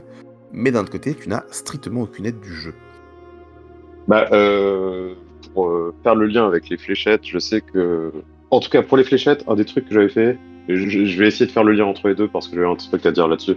Mais en gros, sur les fléchettes, j'avais pas encore d'informations la première fois que je suis arrivé sur le jeu des fléchettes. Et donc, j'ai essayé de le résoudre en essayant de brute forcer pour comprendre quelles étaient les opérations mathématiques à faire. Et en fait, j'ai découvert un peu plus tard qu'on avait d'autres moyens de comprendre et donc de décrypter tous ces moyens-là. Mais au début, j'ai réussi les fléchettes et je brute force en me disant, bah là, j'ai ça qui est bleu, si je tente une multiplication, si je tente une addition. Et donc, en fait, j'ai passé énormément de temps au début dans la salle des fléchettes et tout ça pour, en brute forçant, comprendre les calculs mathématiques à faire et donc commencer à noter moi-même jusqu'à me rendre compte qu'en fait il y avait des informations notamment dans les classrooms, etc., etc.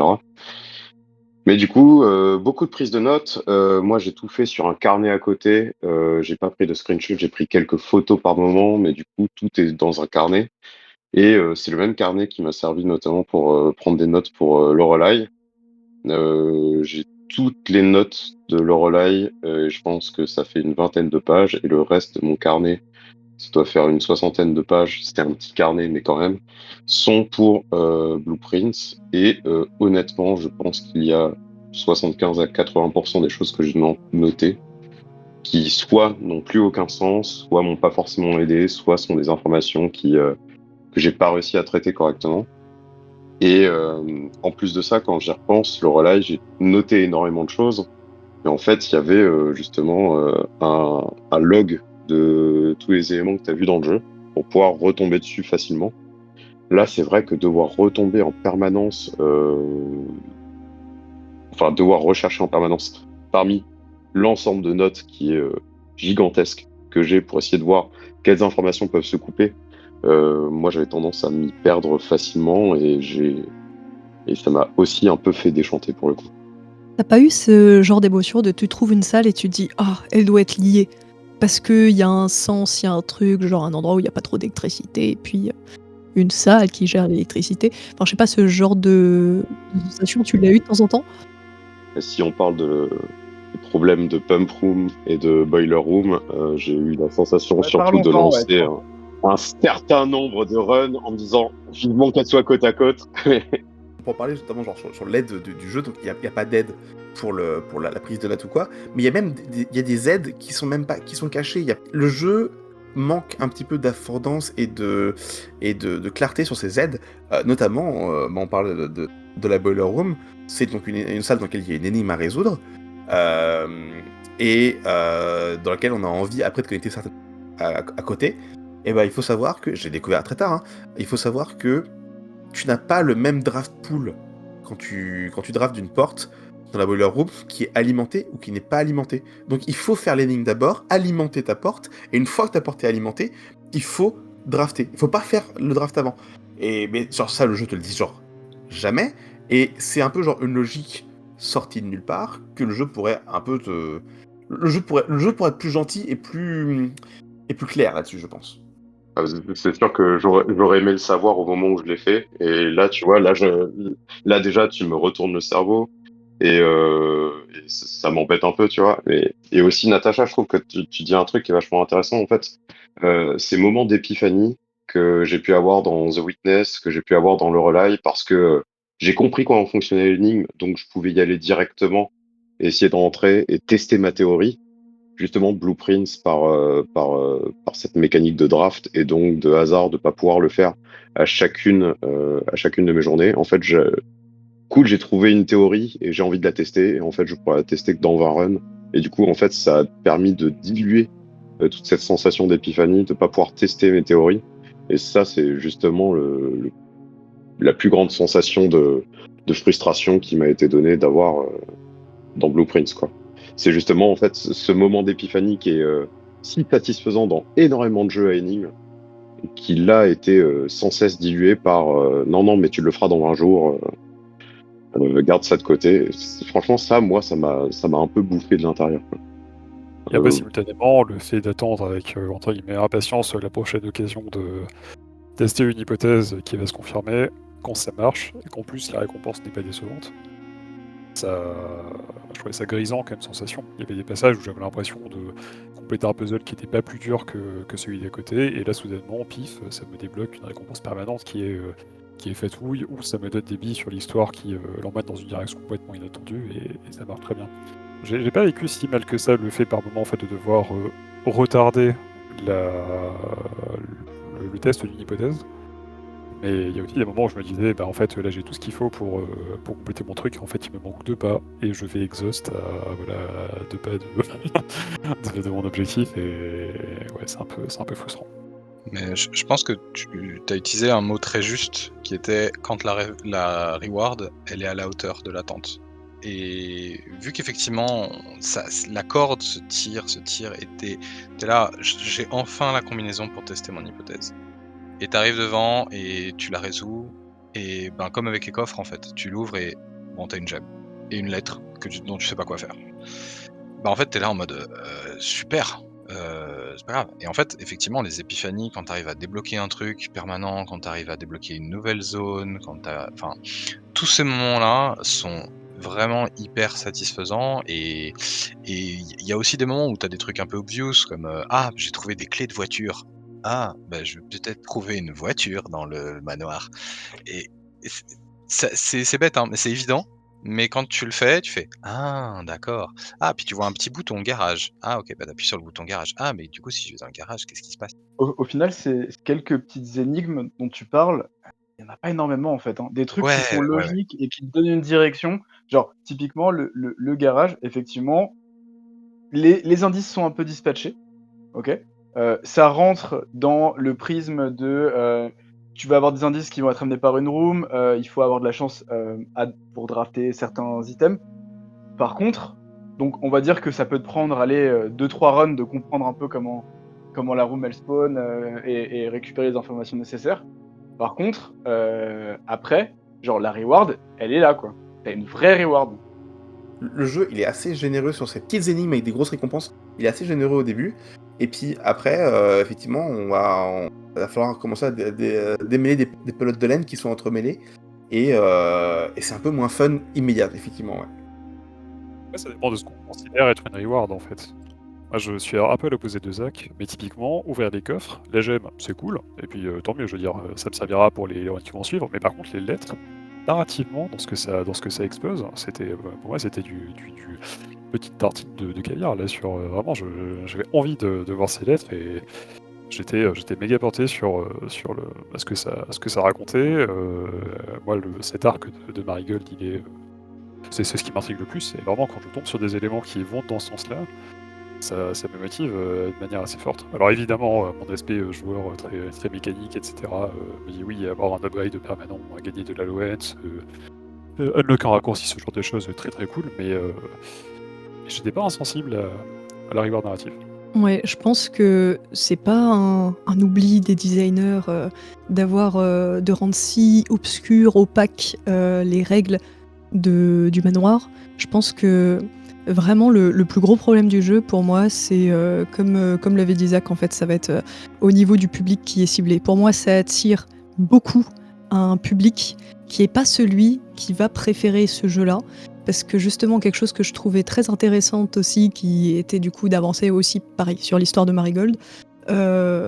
Pour moi, vraiment, c'est un jeu pour joueurs de jeux d'enquête où plus tu vas avancer, plus tu vas comprendre la logique, pas seulement du manoir, mais aussi des esprits farfelus qui l'ont imaginé. Et tu as cette fantaisie dans le jeu d'enquête qui est le fait d'apprécier, de te rapprocher de la façon de penser qui a guidé à la construction de l'énigme, du jeu, tout ça, qui n'est pas forcément ce que vont préférer des joueurs plus roguelike, qui vont y voir très peu de progression et du coup des rewards très basses. C'est peut-être pour ça que les rewards sont grosses au début. C'est peut-être à la suite de retours où du coup l'équipe s'est peut-être dit bon, il faut qu'on donne quelque chose à manger aux joueurs pour qu'ils continuent quelques salles et qu'ensuite on arrive à l'accrocher avec peut-être les vrais objectifs du jeu qui vont pas être de gagner en puissance, qui vont pas être des objectifs classiques de roguelike ou de Metroidvania, mais qui vont être de comprendre comment ça fonctionne, comprendre pourquoi et comment cet endroit est construit. Bah ouais, mais pourtant la montée en puissance justement, elle se fait exactement à ce moment-là. Et je pense que c'est là, aujourd'hui à 50 heures de jeu, ça fait 5 heures, je peux dire la RNG c'est ma bitch. Mais effectivement, il y a des gens pour qui c'est un point crucial, cette narration. Moi, personnellement, c'était pas le cas. Vraiment, genre, les lettres, c'était vraiment tout le long d'Eden Ring. Bon, déjà, j'aime pas lire dans les jeux, donc de base, mais en plus, là, du lore avec des noms à retenir, t'as aucune aide visuelle pour me souvenir de qui est qui ou quoi. Genre, vraiment, genre, c'était, mais j'en avais absolument rien à faire. Et en plus, et là on va commencer à en parler, dans la narration même du jeu, ça ressemble à du lore, ça ressemble à de la backstory ou quoi. Moi, à ce moment-là, je suis en train de jouer, le jeu il te dit atteins la room 46. Et j'ai dit un peu, j'ai creusé un peu, je sais comment atteindre la room 46, et je sais que j'ai pas besoin de ces coffres, j'ai pas besoin de ce savoir, j'ai pas besoin de savoir qui s'appelle comment. Et du coup, à ce moment-là, quand je les ouvre, je contrefiche. Et c'est pour moi, c'est un des gros problèmes du jeu. Je voulais l'aborder. Un des premiers trucs que le jeu te dit, c'est t'as hérité de ton manoir, vite, il faut que t'atteignes la room 46 avant telle date, sinon j'annule le testament. Ce qui est factuellement faux. Et en plus, le jeu s'amuse tous les jours à te rappeler le nombre de jours que. Donc, au début, j'étais en stress en mode genre, mais attends, est-ce qu'il me reste des jours ou pas? Oui, t'as un jour infini de toute façon. Ça fait 40 jours que t'as pas trouvé la solution. Voilà.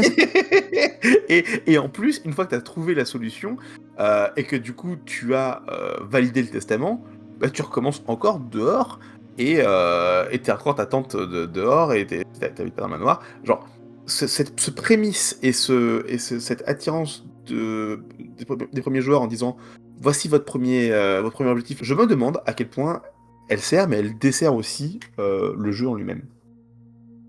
Je crois que ce qui a été le plus frustrant pour ceux ici qui n'ont pas beaucoup aimé le jeu, en tout cas qui ont été déçus sur les récompenses et tout ça, je pense que le plus frustrant, ouais, ça doit être vraiment de savoir comment arriver au point qu'on estime être son objectif et ne pas pouvoir atteindre ce point qu'on estime être son objectif.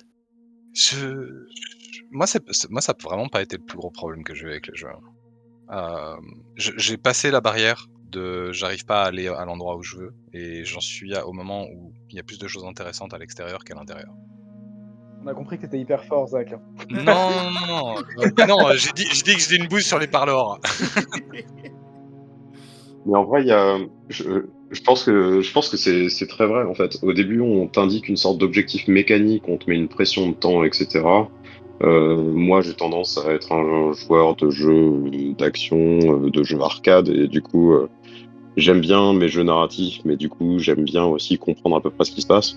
Là, on me donne cet objectif-là en début de jeu, et clairement, c'est le truc qui m'a guidé du début à la fin. J'arrive à me plonger dans un peu de lore, mais là, le lore avait quand même un certain niveau de complexité qui dépasse l'histoire du manoir, l'histoire du personnage que tu contrôles, qui dépasse énormément de choses. Et donc, en fait, cet objectif mécanique indiqué n'est qu'une carotte pour juste essayer de te plonger dans l'univers du jeu. L'objectif mécanique, finalement, il est inutile, c'est pas là qu'est le fond du jeu. Mais moi, en lançant le jeu, quand je lis le synopsis et en ayant joué à d'autres jeux narratifs dans lesquels ta résolution finale, finalement, elle coïncide avec l'idée d'enfin comprendre quel est le mystère derrière le jeu. Là, je dois avouer que je me suis retrouvé avec un certain nombre d'heures impliquées dans le jeu, à avoir complété l'objectif principal et à me dire ah ouais, en fait, j'ai rien fait. J'ai vraiment la flemme, c'est trop, j'ai l'impression d'avoir été manipulé à ce niveau-là. Et ouais, ça c'était un peu dur. Et je pense que mon profil de joueur, moi, ce que je représente, ouais, ça n'a pas été fait pour moi. Je pense que c'est logique que ça plaise à un certain type de gens qui sont vraiment très impliqués du coup dans la narration. Mais c'est vrai que pour le coup, moi, je pense que je l'ai un peu déconnecté. Mais j'estime que quand même, vu la complexité de la narration, la complexité du jeu et cette fausse carotte en termes d'objectifs, c'est quand même un jeu qui est dédié à une niche très particulière, quoi. Enfin, C'est intéressant que tu dis ça parce que en vrai, et moi c'est mon problème avec le jeu, c'est que c'est pas un jeu qui te demande d'être bon dans un truc. C'est un jeu qui te demande d'être bon dans 3 voire 4 trucs. Faut être bon dans la compréhension des roguelites, faut être bon dans la manière de gérer l'aléatoire, faut être bon en énigmes.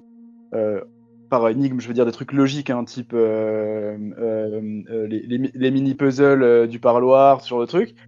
Faut être bon faut être un bon enquêteur, comme dit Natacha. Donc en fait, si tu veux être bon dans ce jeu, il faut que tu excelles dans plein de trucs différents.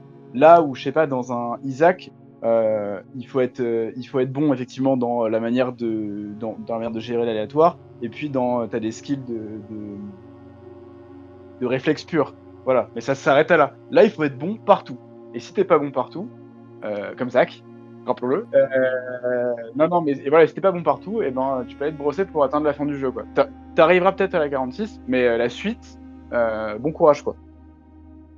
Je pense pas que tu aies forcément besoin d'être bon partout. J'ai l'impression qu'il y a des moments où tu peux avoir des faiblesses et finalement elles peuvent être compensées par des choses qui se trouvent à côté dans lesquelles tu vas exceller.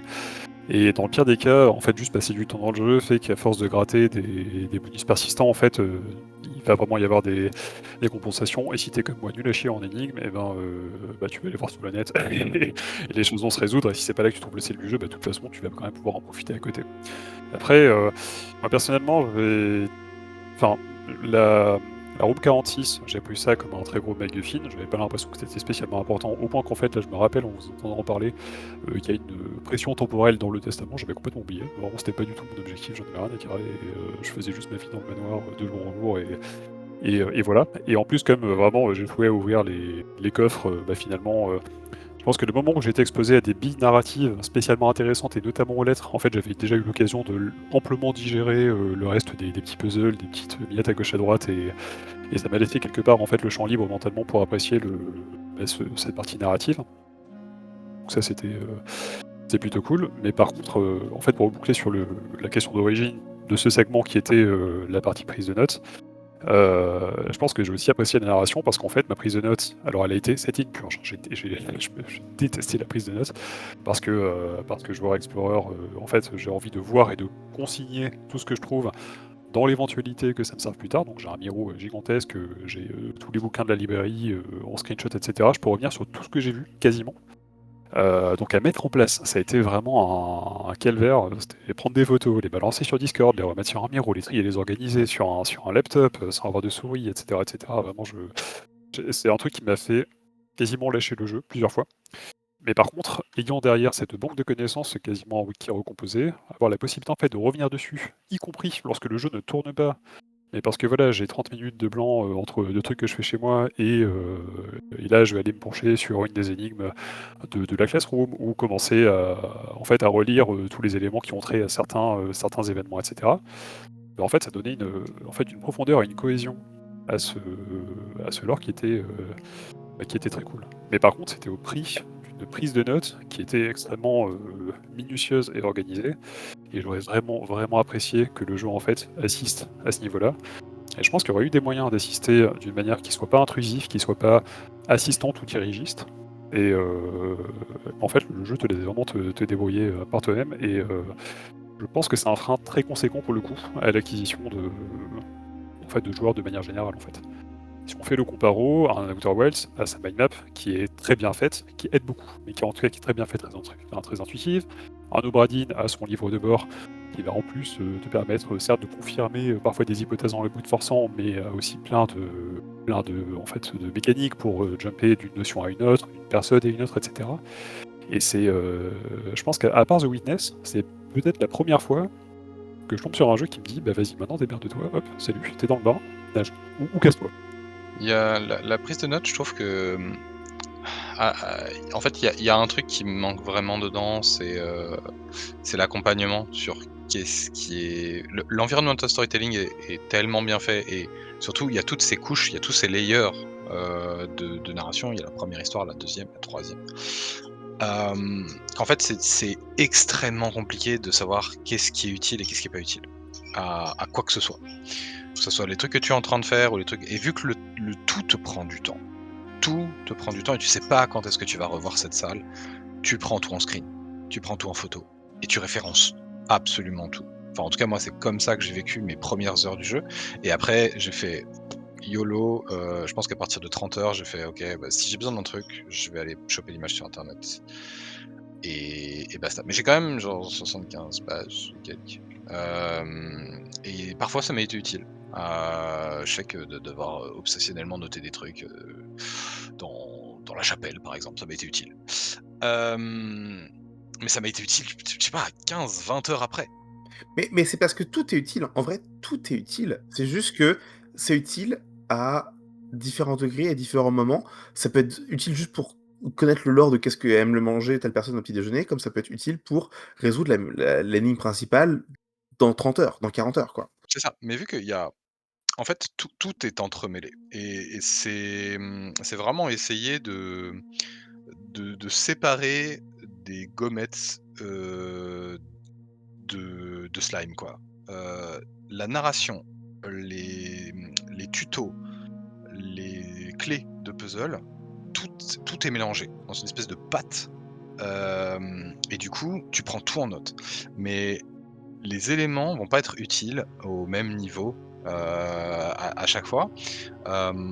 Et du coup, ça donne vraiment ce comportement extrêmement obsessionnel de je vais tout prendre en photo. Et ça a créé ce sentiment de maintenant j'ai un tableau qui est ou un document ou un miro, un board qui est trop overwhelming à naviguer. Du coup, moi sur la fin, sur ma prise de notes, j'ai vraiment classé par énigme et j'ignorais absolument tout à part les trucs sur lesquels j'étais en train de réfléchir. Les puzzles que j'avais découverts et du coup ça s'est vachement streamliné et ça s'est avancé quoi. Mais très compliqué. Moi la prise de notes ça a été un gros fun at first, mais effectivement quand on vient à noter les noms des gens que dans les classrooms par exemple, j'ai pris tous les noms des gamins. Je sais pas quand est-ce que ça va m'être utile. Je sais pas. Le consolant en te disant que ce sera sûrement à un moment. Ouais, mais voilà. voilà. Je sais pas si c'est consolant. Parce qu'en fait, on ne sait pas, et on en a un point où la communauté, même entière, ne sait pas, puisque je crois qu'on suppose que la dernière énigme a été résolue, mais je crois que c'est pas officiellement dévoilé par les développeurs. Je sais que tu parlais de Tears of the Kingdom tout à l'heure, Julien. Moi, j'ai eu vraiment un sentiment très, très similaire avec ce jeu, c'est un jeu, mais c'est aussi un moment, c'est aussi une aventure, de le vivre en même temps que les gens sont en train de dig, d'en parler avec les collègues, etc. Mais surtout en communauté, c'est clair que on peut pas avoir la patience de tout découvrir tout seul. Et clairement, il y a des gens online qui sont bienveillants pour donner juste des indices et pas te spoiler tous les trucs ou essayer de dig avec toi pour trouver les solutions. Et les gens sont allés très très loin. Donc, sans trop spoiler, le jeu parle de la room 46, mais en allant vers la room 46, tu vois des portes, tu vois des lettres, du coup tu te dis, il faut que j'aille ouvrir ces portes, il faut que je trouve ces lettres, et du coup, au bout d'un moment, tu trouves une salle du trône, et du coup, tu te dis, il faut que je m'assoie sur le trône, et tu creuses, et tu creuses, et tu creuses, et il y a encore un layer derrière ça, enfin, voilà, c'est un jeu qui te permet quand même de te mettre un stop quand t'as envie. Moi, ça a été la room 46. Je sais qu'il y a des gens, ça a été le Ascent to... ça a été différents milestones du jeu, mais il y a quand même ces layers qui existent et qui permettent à la communauté de chercher, de continuer à chercher, et il y a des gens qui continuent encore à chercher. Est-ce qu'on a atteint la dernière fin du jeu? Allez jusqu'à où, vous? J'en suis utiliser des clés spécifiques pour ouvrir des trucs et il y a des voilà, il y a chaque porte contient une énigme et Ouais, j'en suis à là aussi. voilà. J'ai ouvert 3 portes. J'ai ouvert 5, mais j'en ai complété 2 ou 3 par là, pas plus. L'histoire en soi, elle est racontée de façon extrêmement tordue, extrêmement compliquée, mais quand tu remets les trucs sur la timeline et que tu remets tout ça sur un bout de papier, c'est une histoire extrêmement banale de gens riches et nobles qui veulent prendre le puissant à d'autres gens riches et nobles. Ouais, alors je pense que ça c'est probablement le plus gros problème que moi j'ai eu avec le jeu. La fantaisie de oh bah alors t'as hérité de mon manoir, mais j'étais en mode ouais vas-y encore des problèmes pour Joséphine Ange Gardien, super merci. Mais je trouve qu'il y a un énorme, enfin la façon dont la narration est transmise est intéressante à pas mal d'égards. L'environmental storytelling est incroyable. Il y a un travail quand il parle d'architecture. Je comprends pourquoi en fait, parce que tout le jeu a une logique architecturale jusque dans ses mécaniques. Et c'est beau à voir.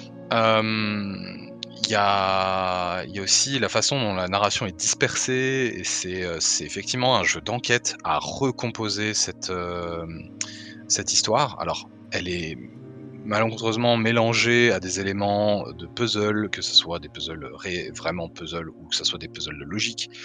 Et donc du coup, c'est toujours un peu difficile de savoir qu'est-ce qui est réellement juste du lore et qu'est-ce qui est mais en tout cas, la narration dispersée comme ça, c'est extrêmement satisfaisant à recomposer. J'ai pas j'ai pas pris de notes sur la narration, heu, parce que un peu comme toi, je pense que je savais que j'avais pas les clés, un peu comme toi Louis, je savais que j'avais pas les clés de compréhension et que j'aime bien pouvoir rassembler mon puzzle quand j'ai toutes les pièces et commencer à rassembler des bouts et avoir un bout de puzzle pas fini, ça me frustre. Du coup, j'ai un peu bypass tout ça, mais j'ai quand même lu les trucs, et survolé pas mal d'éléments et du coup, j'ai une compréhension de qui sont ces gens, c'est qui cette famille, qui sont les acteurs, c'était qui leur majordome, c'était qui, voilà. J'arrive à avoir une image mentale de cette famille et cetera et ça, c'est pas facile à faire, d'un point de vue narratif et que ça soit encore solide. Et ouais, moi c'est ce que j'aurais à dire sur la narration. Après sur le narrative design en particulier, il y a plein de il y a des hauts et il y a des bas. Je suis pas d'accord avec, c'est l'histoire de nobles, gna gna gna, c'est bien. Mais t'as le droit d'être pas d'accord, t'as le droit. Parce que vraiment, l'histoire, elle est mais si, finement écrite, je trouve. Vraiment, ce jeu, c'est une énorme métaphore de son histoire, en fait. Alors au travers du narrative design, sur lequel tu auras peut-être envie de parler, Zach, parce qu'il y a pas mal, de bon, on va dire de systèmes, mais aussi la manière dont c'est dispersé, c'est assez discret et ça rend le tout assez naturel. Mais l'histoire en elle-même, que ce soit l'histoire du ou des royaumes dans lequel on est, du personnage, de sa famille, de son héritage, des familles qu'il y a autour, de la maison elle-même et de ses employés. Il y a énormément de choses et une manière dont j'ai fait le jeu et j'ai peut-être plus apprécié le jeu pour ça, en fait. J'ai l'impression en écoutant tout le monde. J'ai pris très peu de notes, surtout pour me rappeler des codes, en fait. Voilà, parce que quand il faut courir d'une pièce à une autre en se rappelant du code, ça c'est pas mon fort. Mais quand c'est par exemple des salles comme je pense à la chapelle, où il y a des iconographies importantes avec des informations dessus. Moi, j'étais vraiment. Je suis partie dans un trip Mind Palace à fond, où du coup, je peux rester 10 minutes devant les vitraux pour cerner l'information, l'avoir bien en tête. Ce qui fait que quand j'arrivais dans une autre pièce, j'ai pas besoin de ressortir des screenshots, ça me sort pas du cadre ludique du manoir. Et vraiment, ça m'est familier.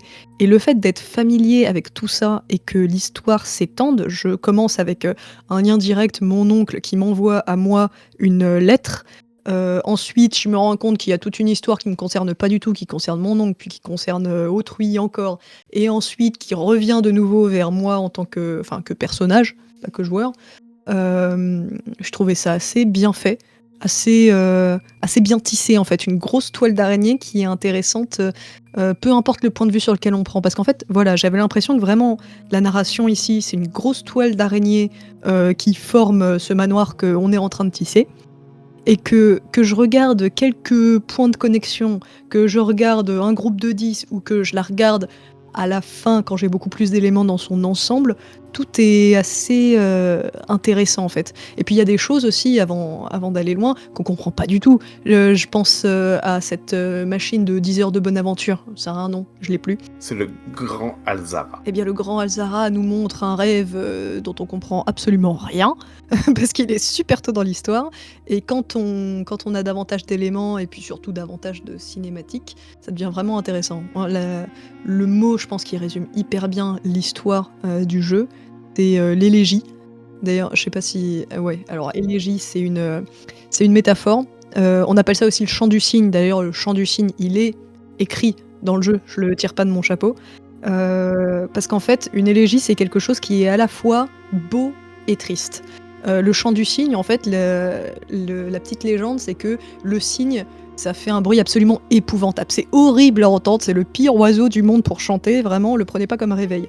Sauf au moment où il s'apprête à mourir. Au moment où il s'apprête à mourir, il paraîtrait qu'il aurait un chant, mais magnifique. Et ça, vraiment, le chant du cygne, c'est une grosse métaphore de tout le jeu. Voilà, ceux qui voient l'histoire un peu plus dans son ensemble, si vous voyez ce que je veux dire, vous voulez rebondir dessus, je pense que c'est un gros point de la narration. Je voulais juste dire, le côté dédaigneux, c'était vraiment pour l'intro. Personne pour imiter le chant du cygne tout de suite là. C'est un peu comme un canard, non? Vas-y, lance-toi. Lance-toi, Julien, je pense que tu le feras très Je suis bien. un peu déçu. Moi, un truc qui m'a bloqué, et je pense qu'on peut en parler vite fait, très très vite fait, parce qu'on est ici, on n'est pas forcément ni 3D artiste, ni animateur, ni quoi que ce soit. J'avais un peu le sentiment de vivre dans un monde très factice, très faux, dans lequel j'arrivais pas à m'intégrer, notamment parce que les règles que donne le jeu ne m'ont pas l'air d'être suivies. Comme je disais, genre, je dors encore dehors alors que j'ai le manoir, je croise aucun domestique, rien du tout. Alors le jeu essaye d'expliquer sur ça vite fait, mais genre même je devrais voir des gens. Et globalement, Essaye de passer 24 heures éveillé dans le jeu, tu vas voir, il va rien se passer. C'est un plaisir. les personnages, les modèles 3D m'étaient, je suis désolé de le dire, assez désagréables. Je trouvais genre assez très très moche. Par contre, tout ce qui est art 2D était absolument stunning, absolument magnifique, et tout ce qui est livres, etc., sont extrêmement bien travaillés. Et j'avais du coup le sentiment de vivre plus dans un monde mort que d'évoluer dans un univers qui vit encore, tu vois. Et du coup, c'est peut-être ça qui m'a un peu bloqué niveau narration. C'est vrai que c'est très figé, et je sais pas pour vous, moi je m'attendais très longtemps à voir débarquer les employés à cause de tous les petits indices de vie qu'on avait de leur part. Mais oui. Moi, je savais que non, parce que c'est un jeu indé et ils allaient pas avoir le budget pour ça. Et rien que quand tu vois l'animation du main card, tu te vois le budget pour animer quoi que ce soit d'autre, donc ouais, effectivement. Mais l'aspect monde mort, en fait, on le ressent beaucoup, et quelque part il est vrai. En fait, même niveau sound design, concrètement, la plupart du temps, quand on est dans le manoir, c'est uniquement les bruits de pas. Et en fait, il y a très peu d'ambiance sonore.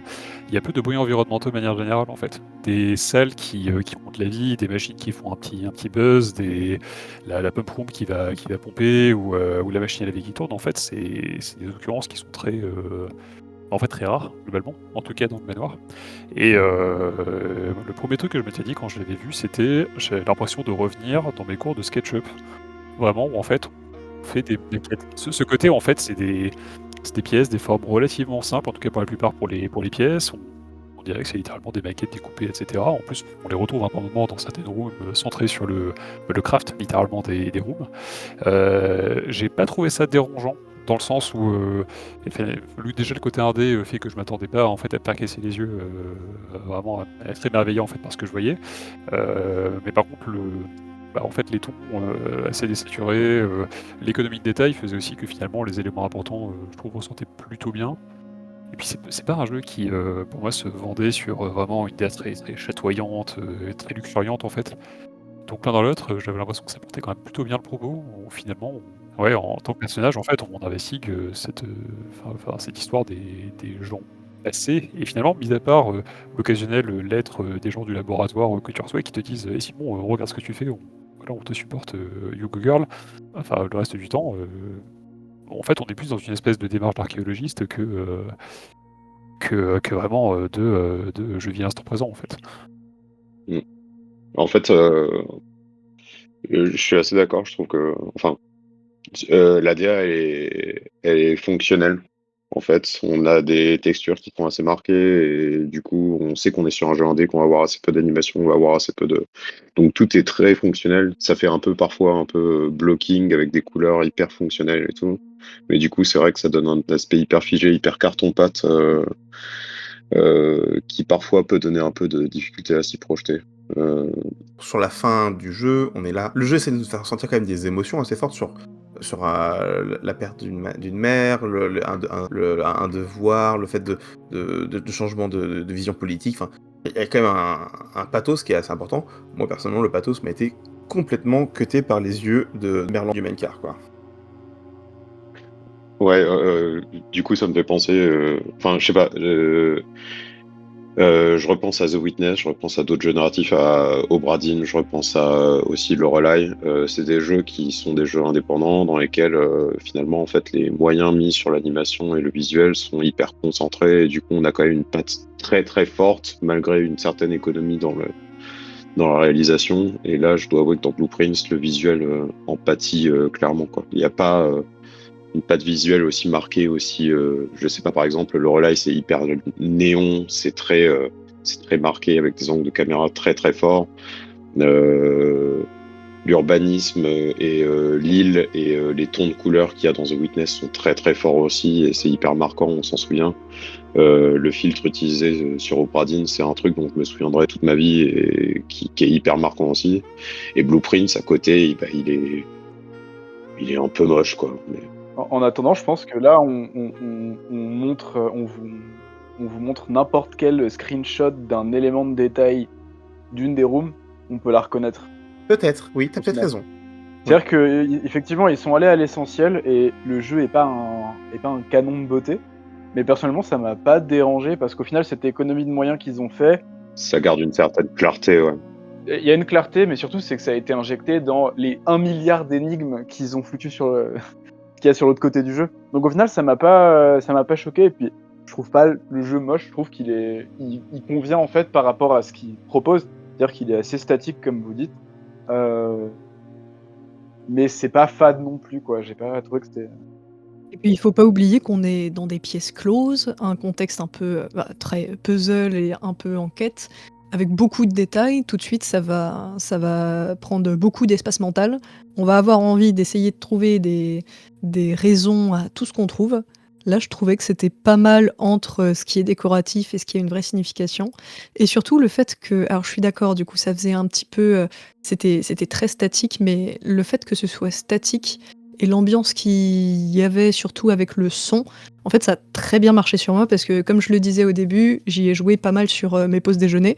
Et je joue pas mal sur mes pauses déjeuner, mais c'est vraiment le jeu qui a le plus allongé ma pause déjeuner. Pas parce que j'avais pas fini mon jour et qu'il fallait que je le reprenne le soir, mais vraiment parce que, je sais pas, ça me faisait vraiment une vraie pause par rapport au reste. C'était très reposant comme ambiance, je trouve. Je sais pas si vous partagez cet état d'esprit. En fait, ma mère m'a regardé y jouer de temps en temps. Et elle a fond dans les trucs de méditation, tout ça. Et elle, son ressenti, c'était que c'était justement des bandes sonores qui étaient beaucoup utilisées dans ce type de pratique. Et c'est un peu le sentiment que j'ai eu. Ça m'a un peu tapé sur le système, du coup je regardais des vidéos YouTube pendant que je jouais.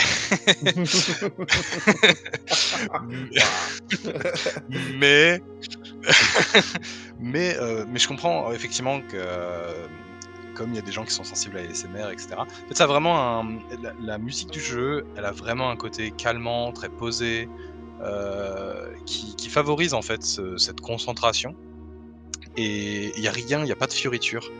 Dans le son, c'est pas vu que j'ai pu faire des runs de 4, 5, 6 heures et t'as pas mal à la tête quand tu sors de Blueprints. Bon, sauf si tu t'es un peu cassé les méninges, quoi, mais si juste tu te balades dans le manoir et que tu t'interagis avec des trucs, t'as pas mal à la tête.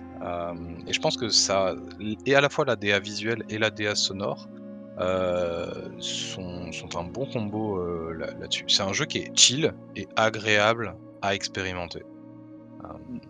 Je suis d'accord. D'accord avec ce que disait Natacha, hein, pour le coup c'est un jeu qui me laisse la bande passante, l'espace en fait de penser globalement.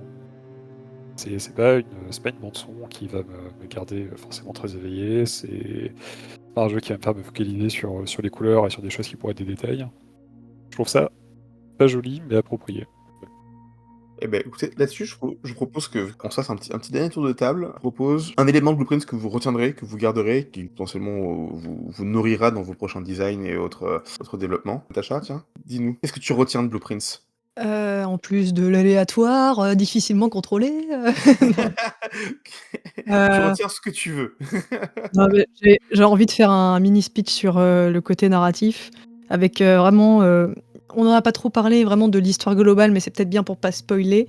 Mais je trouve que vraiment tout le côté chant du cygne qui se retrouve un peu partout, qui normalement s'apprête à mourir, là pour le coup, C'est vraiment, je trouve que c'est la première fois que c'est aussi bien représenté une élégie. C'est pas une espèce de tentative désespérée de se raccrocher au monde. C'est vraiment le côté, là, c'était le legs, c'était la transmission. Ça meurt pas parce que c'est suffisamment beau pour s'accrocher encore autant grâce aux joueurs qui continuent de chercher de salle en salle, de comprendre et de comprendre ce qu'on lui lègue. D'aimer ce qu'on lui lègue en apprenant à y être familier, en apprenant le fonctionnement de la chose. Et c'est ça qui crée un lien entre les personnages qu'on ne voit pas, les pièces qu'on dessine, et du coup cet héritage qu'on nous offre. Et toi, mon cher Antoine, qu'est-ce que tu retiendras de Blueprints? Moi, personnellement, ce que je retiens de Blueprints, c'est la loupe. Je trouve que la loupe est à la fois un des meilleurs trucs et un des pires trucs de Blueprints, puisque je trouve que l'utilisation de la loupe, le fait que ça utilise une autre texture sur la texture de deck que tu es en train d'afficher sur le dessin, et dans lequel il y a des informations supplémentaires qui sont pas juste genre on a juste zoomé sur le JPEG, on a clairement il y a clairement un autre dessin qui est affiché par la loupe, et que tu dois, entre guillemets, tout passer un peu au crible. Ça, je trouve ça vraiment très intéressant, vraiment très cool. Et l'utilisation que fait Blueprints de ces objets-là, c'est-à-dire, il faut le retrouver de façon random, ou le mettre dans un check ou quoi pour le récupérer, sinon tu l'as pas, et des fois tu ouvres un document et t'as pas la loupe, et du coup, bah, tu le passes pas à la loupe parce que tu l'as pas. Je trouve que c'est vraiment le truc qui m'a le plus frustré, le plus énervé dans le design du jeu. Mais j'aime beaucoup, sinon, avoir la loupe avec moi. Est-ce que... Julien, dis-moi, toi, qu'est-ce que tu retiendras? Moi, je suis un peu embêté parce qu'en fait, je crois que j'aime bien la loupe aussi. Non,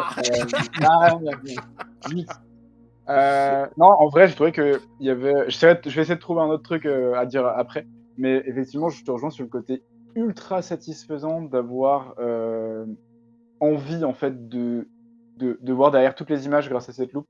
Il y a des typiquement sur le carnet qu'on trouve au tout début du jeu qui nous conseille de noter de prendre des notes quoi. Sur ce carnet, il y a une part importante de la résolution d'une énigme et je l'ai trouvé des heures plus tard quoi. Et j'ai l'impression qu'il y a ça avec toutes les images et la loupe elle pousse à la curiosité avec l'imagerie en fait. Tu vas te retrouver devant typiquement dès que tu arrives dans les classrooms avec certaines images, je spoilerai pas, mais qui sont assez dodues en termes d'informations, bah tu as envie de check, mais genre tous les éléments d'un truc qui est gigantesque, un peu comme une espèce d'énorme fresque. Et ça, c'est vraiment trop bien. J'ai adoré aussi l'utilisation de cet objet aussi. Et en fait, j'ai pas du tout réfléchi à autre chose, mais je pense que ça Mais je pense que c'est très bien. Parce qu'il est d'accord. Et toi, Zach? Moi, je pense que c'est plus une leçon de design que je retiens du jeu. C'est d'être généreux envers le joueur, parce que c'est toujours plus satisfaisant. Et surtout, multiplier les clés de compréhension. Blueprints le fait pas mal, mais c'est caché ou c'est mis derrière du draft. Du coup, l'onboarding et la tutorialisation est pas forcément, je vais pas dire pas maîtrisée parce qu'elle est là, mais elle est pas donnée à un rythme qui est satisfaisant. Dans un escape game, quand t'es bloqué, tu t'appelles le maître du jeu et il te donne un indice. C'est pas très reluisant, tu te sens pas super intelligent, mais au moins ça te permet de progresser. Et là, visiblement, il pouvait pas se permettre de faire ça parce qu'il y avait 1 milliard d'énigmes différentes. Mais du coup, ils ont disséminé ça. Et la façon dont ils l'ont disséminé, je donne un exemple, hein, les salles de classe, c'est très cool, hein, mais genre arrive à pull off l'école complète, c'est pas facile. Infernal même, je dirais. C'est assez infernal, alors que c'est globalement le tuto de 50% de beaucoup de choses, de pas mal d'éléments du jeu. Et d'avoir gatekeep ça derrière, à la fois des éléments débloquables et en plus de l'aléatoire. Voilà. Donc mon learnings sur le jeu, c'est être généreux et ne pas cacher des informations cruciales pour l'avancement du joueur et la compréhension de l'univers du joueur. Fred, qu'est-ce que tu retiendras de Blueprints? Ce que je retiens de Blueprint, c'est c'est la frustration. Mais après, les choses que j'ai vraiment appris de Blueprint, c'est que en fait, enfin, je crois que c'est un des premiers jeux dans lesquels en fait, t'as un peu le contrôle sur le LD et t'as quand même un grand plaisir à découvrir le manoir et à le composer à chaque fois. Et ça, je trouve qu'il y a très peu de jeux qui le font pour le moment. Ce genre de truc où tu composes ton espace de jeu au fur et à mesure. Et ça, je pense que ça peut donner plein d'idées de jeu par la suite, qui sont peut-être moins orientés sur le narratif ou sur le puzzle, ou alors d'être juste des jeux de puzzle. Enfin, je sais pas, il y a tout un champ des possibles sur la composition par le joueur de son espace de jeu, pareil, hyper intéressant, et qui potentiellement pourrait me rester dans la tête pour un proto ou deux à l'avenir, clairement. Est-ce qu'Antoine, tu as trouvé quelque chose? Ouais, j'ai même trouvé 2 trucs, mais j'ai oublié le deuxième entre-temps, alors je vais passer sur le premier. Mais ce qui va me rester, un truc que j'ai trouvé particulièrement fort, en fait, c'est pas tant lié au jeu que par rapport à ce qu'il suscite, on en a un petit peu parlé, c'est vraiment l'émulsion collective. Le fait de se dire, c'est un jeu qui vit en fait bien au-delà de la session de jeu, c'est un truc dont j'ai envie de parler avec les gens autour de moi, alors en introduisant la contrainte que on n'a pas forcément envie de spoiler, donc voilà, on va essayer de trouver des artifices, des manières de suggérer des choses. Le fait de relancer l'intérêt justement en ayant la perspective de quelqu'un d'autre qui aura trouvé une information qui n'est pas la même que soi et qui en fait soudainement réouvre des pans entiers de possibles. Ça crée une émulsion et une collaboration déjà pour moi juste à l'échelle du boulot en fait avec les 3-4 personnes qui étaient suffisamment bookées pour entrer dedans et qui étaient hyper intéressantes et je pense que ça aurait été même bien plus fort si j'avais commencé à fréquenter des forums, des subreddits, etc. sur le sujet. Et je pense que c'est compliqué en fait de générer justement ce type de régime. C'est-à-dire qu'en soi, être dans le train de la hype du dernier jeu du moment, etc. Voilà, c'est qui revient de sortir, on va parler du dernier boss qu'on a battu, est-ce que tu as trouvé tel item, etc. etc. Finalement, ça va pas forcément très loin en fait, on est en train de comparer nos expériences, mais une expérience qui est très linéaire, qui reste vraiment dans les clous. Alors que là, à l'inverse, en fait, en parlant, on contribue à façonner l'expérience de Story. J'ai l'impression que, mis à part dans des jeux comme peut-être le Playable Teaser, mais qui s'est fait rincer en 3 heures parce qu'il y a eu 2 millions de joueurs, etc., et que des gens ont bout de force à la fin, ce genre de jeu, en fait, avec vraiment des strates et des strates cachées les unes dans les autres, où, en tant que développeur, en fait, on va pas forcément mettre en avant tout le contenu qu'il y a dans le jeu pour laisser justement à l'inverse à la communauté le fait de les découvrir, d'émettre ses hypothèses, de les invalider, de les valider, etc. C'est assez rare. Alors moi, c'est un genre de jeu qui me parle pas du tout. Genre Animal Well, j'ai même pas envie de le lancer, etc. Mais je trouve vraiment en fait fascinant cet état dans lequel ça m'a placé. Et voilà, je ferai jamais un jeu pareil. J'en ai même pas envie, mais je m'attendais pas. En fait, je m'attendais pas à ça en jouant au jeu. Ça m'a vraiment surpris. Et ouais, je sais pas si quand est-ce que je retrouverai un truc similaire en fait. Outer Wilds, c'était pareil. C'est aussi un jeu que j'ai surkiffé et parce qu'on parle avec des gens en fait, ça appuie sur des leviers de reward, des moments où je me suis senti intelligent, où j'ai fait des choses, où j'ai envie, quand j'entends quelqu'un qui ne connaît pas encore le jeu, qui est en plein dedans, en fait, de lui dire mais oui, mais vas-y d'ailleurs intéresse-toi à ce truc-là, là tu l'as raté, t'es passé un peu vite, etc. Et c'est quelque part c'est l'essence même en fait du dualisme qu'on gratouille avec notre ongle un peu sale, tu vois. Eh ben écoute, je terminerai sur un conseil pour les gens qui ont envie de se développer ce genre de jeu, eux. Ne faites pas de DevTool pour skipper quoi que ce soit. On a bien vu dans Blueprint, clairement, si vous faites un roguelike, ne mettez pas de DevTool pour skipper des trucs. Mettez ça directement dans votre jeu pour que les joueurs puissent skipper toute cinématique, ouverture de coffre ou quoi que ce soit qui serait redondant dans leur playthrough pour faire des challenge runs absolument impossibles à faire et qui demandent un RNG de zinzin. Eh ben merci beaucoup les amis, je pense que c'était super chouette, on a discuté longtemps, c'était super intéressant. Je dis à une prochaine fois, puis un grand merci, au revoir. Merci beaucoup tout le monde. Vous et moi, nous avons dit des choses que vous allez regretter. C'est scandaleux de vendre un truc pareil. Vous les testez vos jeux au moins? Vous savez ce qu'il y a dedans? Mais nous pouvons mettre nos différends de côté. Tu veux qu'on se tire l'oreille? Bon bah vous pourriez faire un effort aussi. Vous êtes vraiment pas bon public, hein.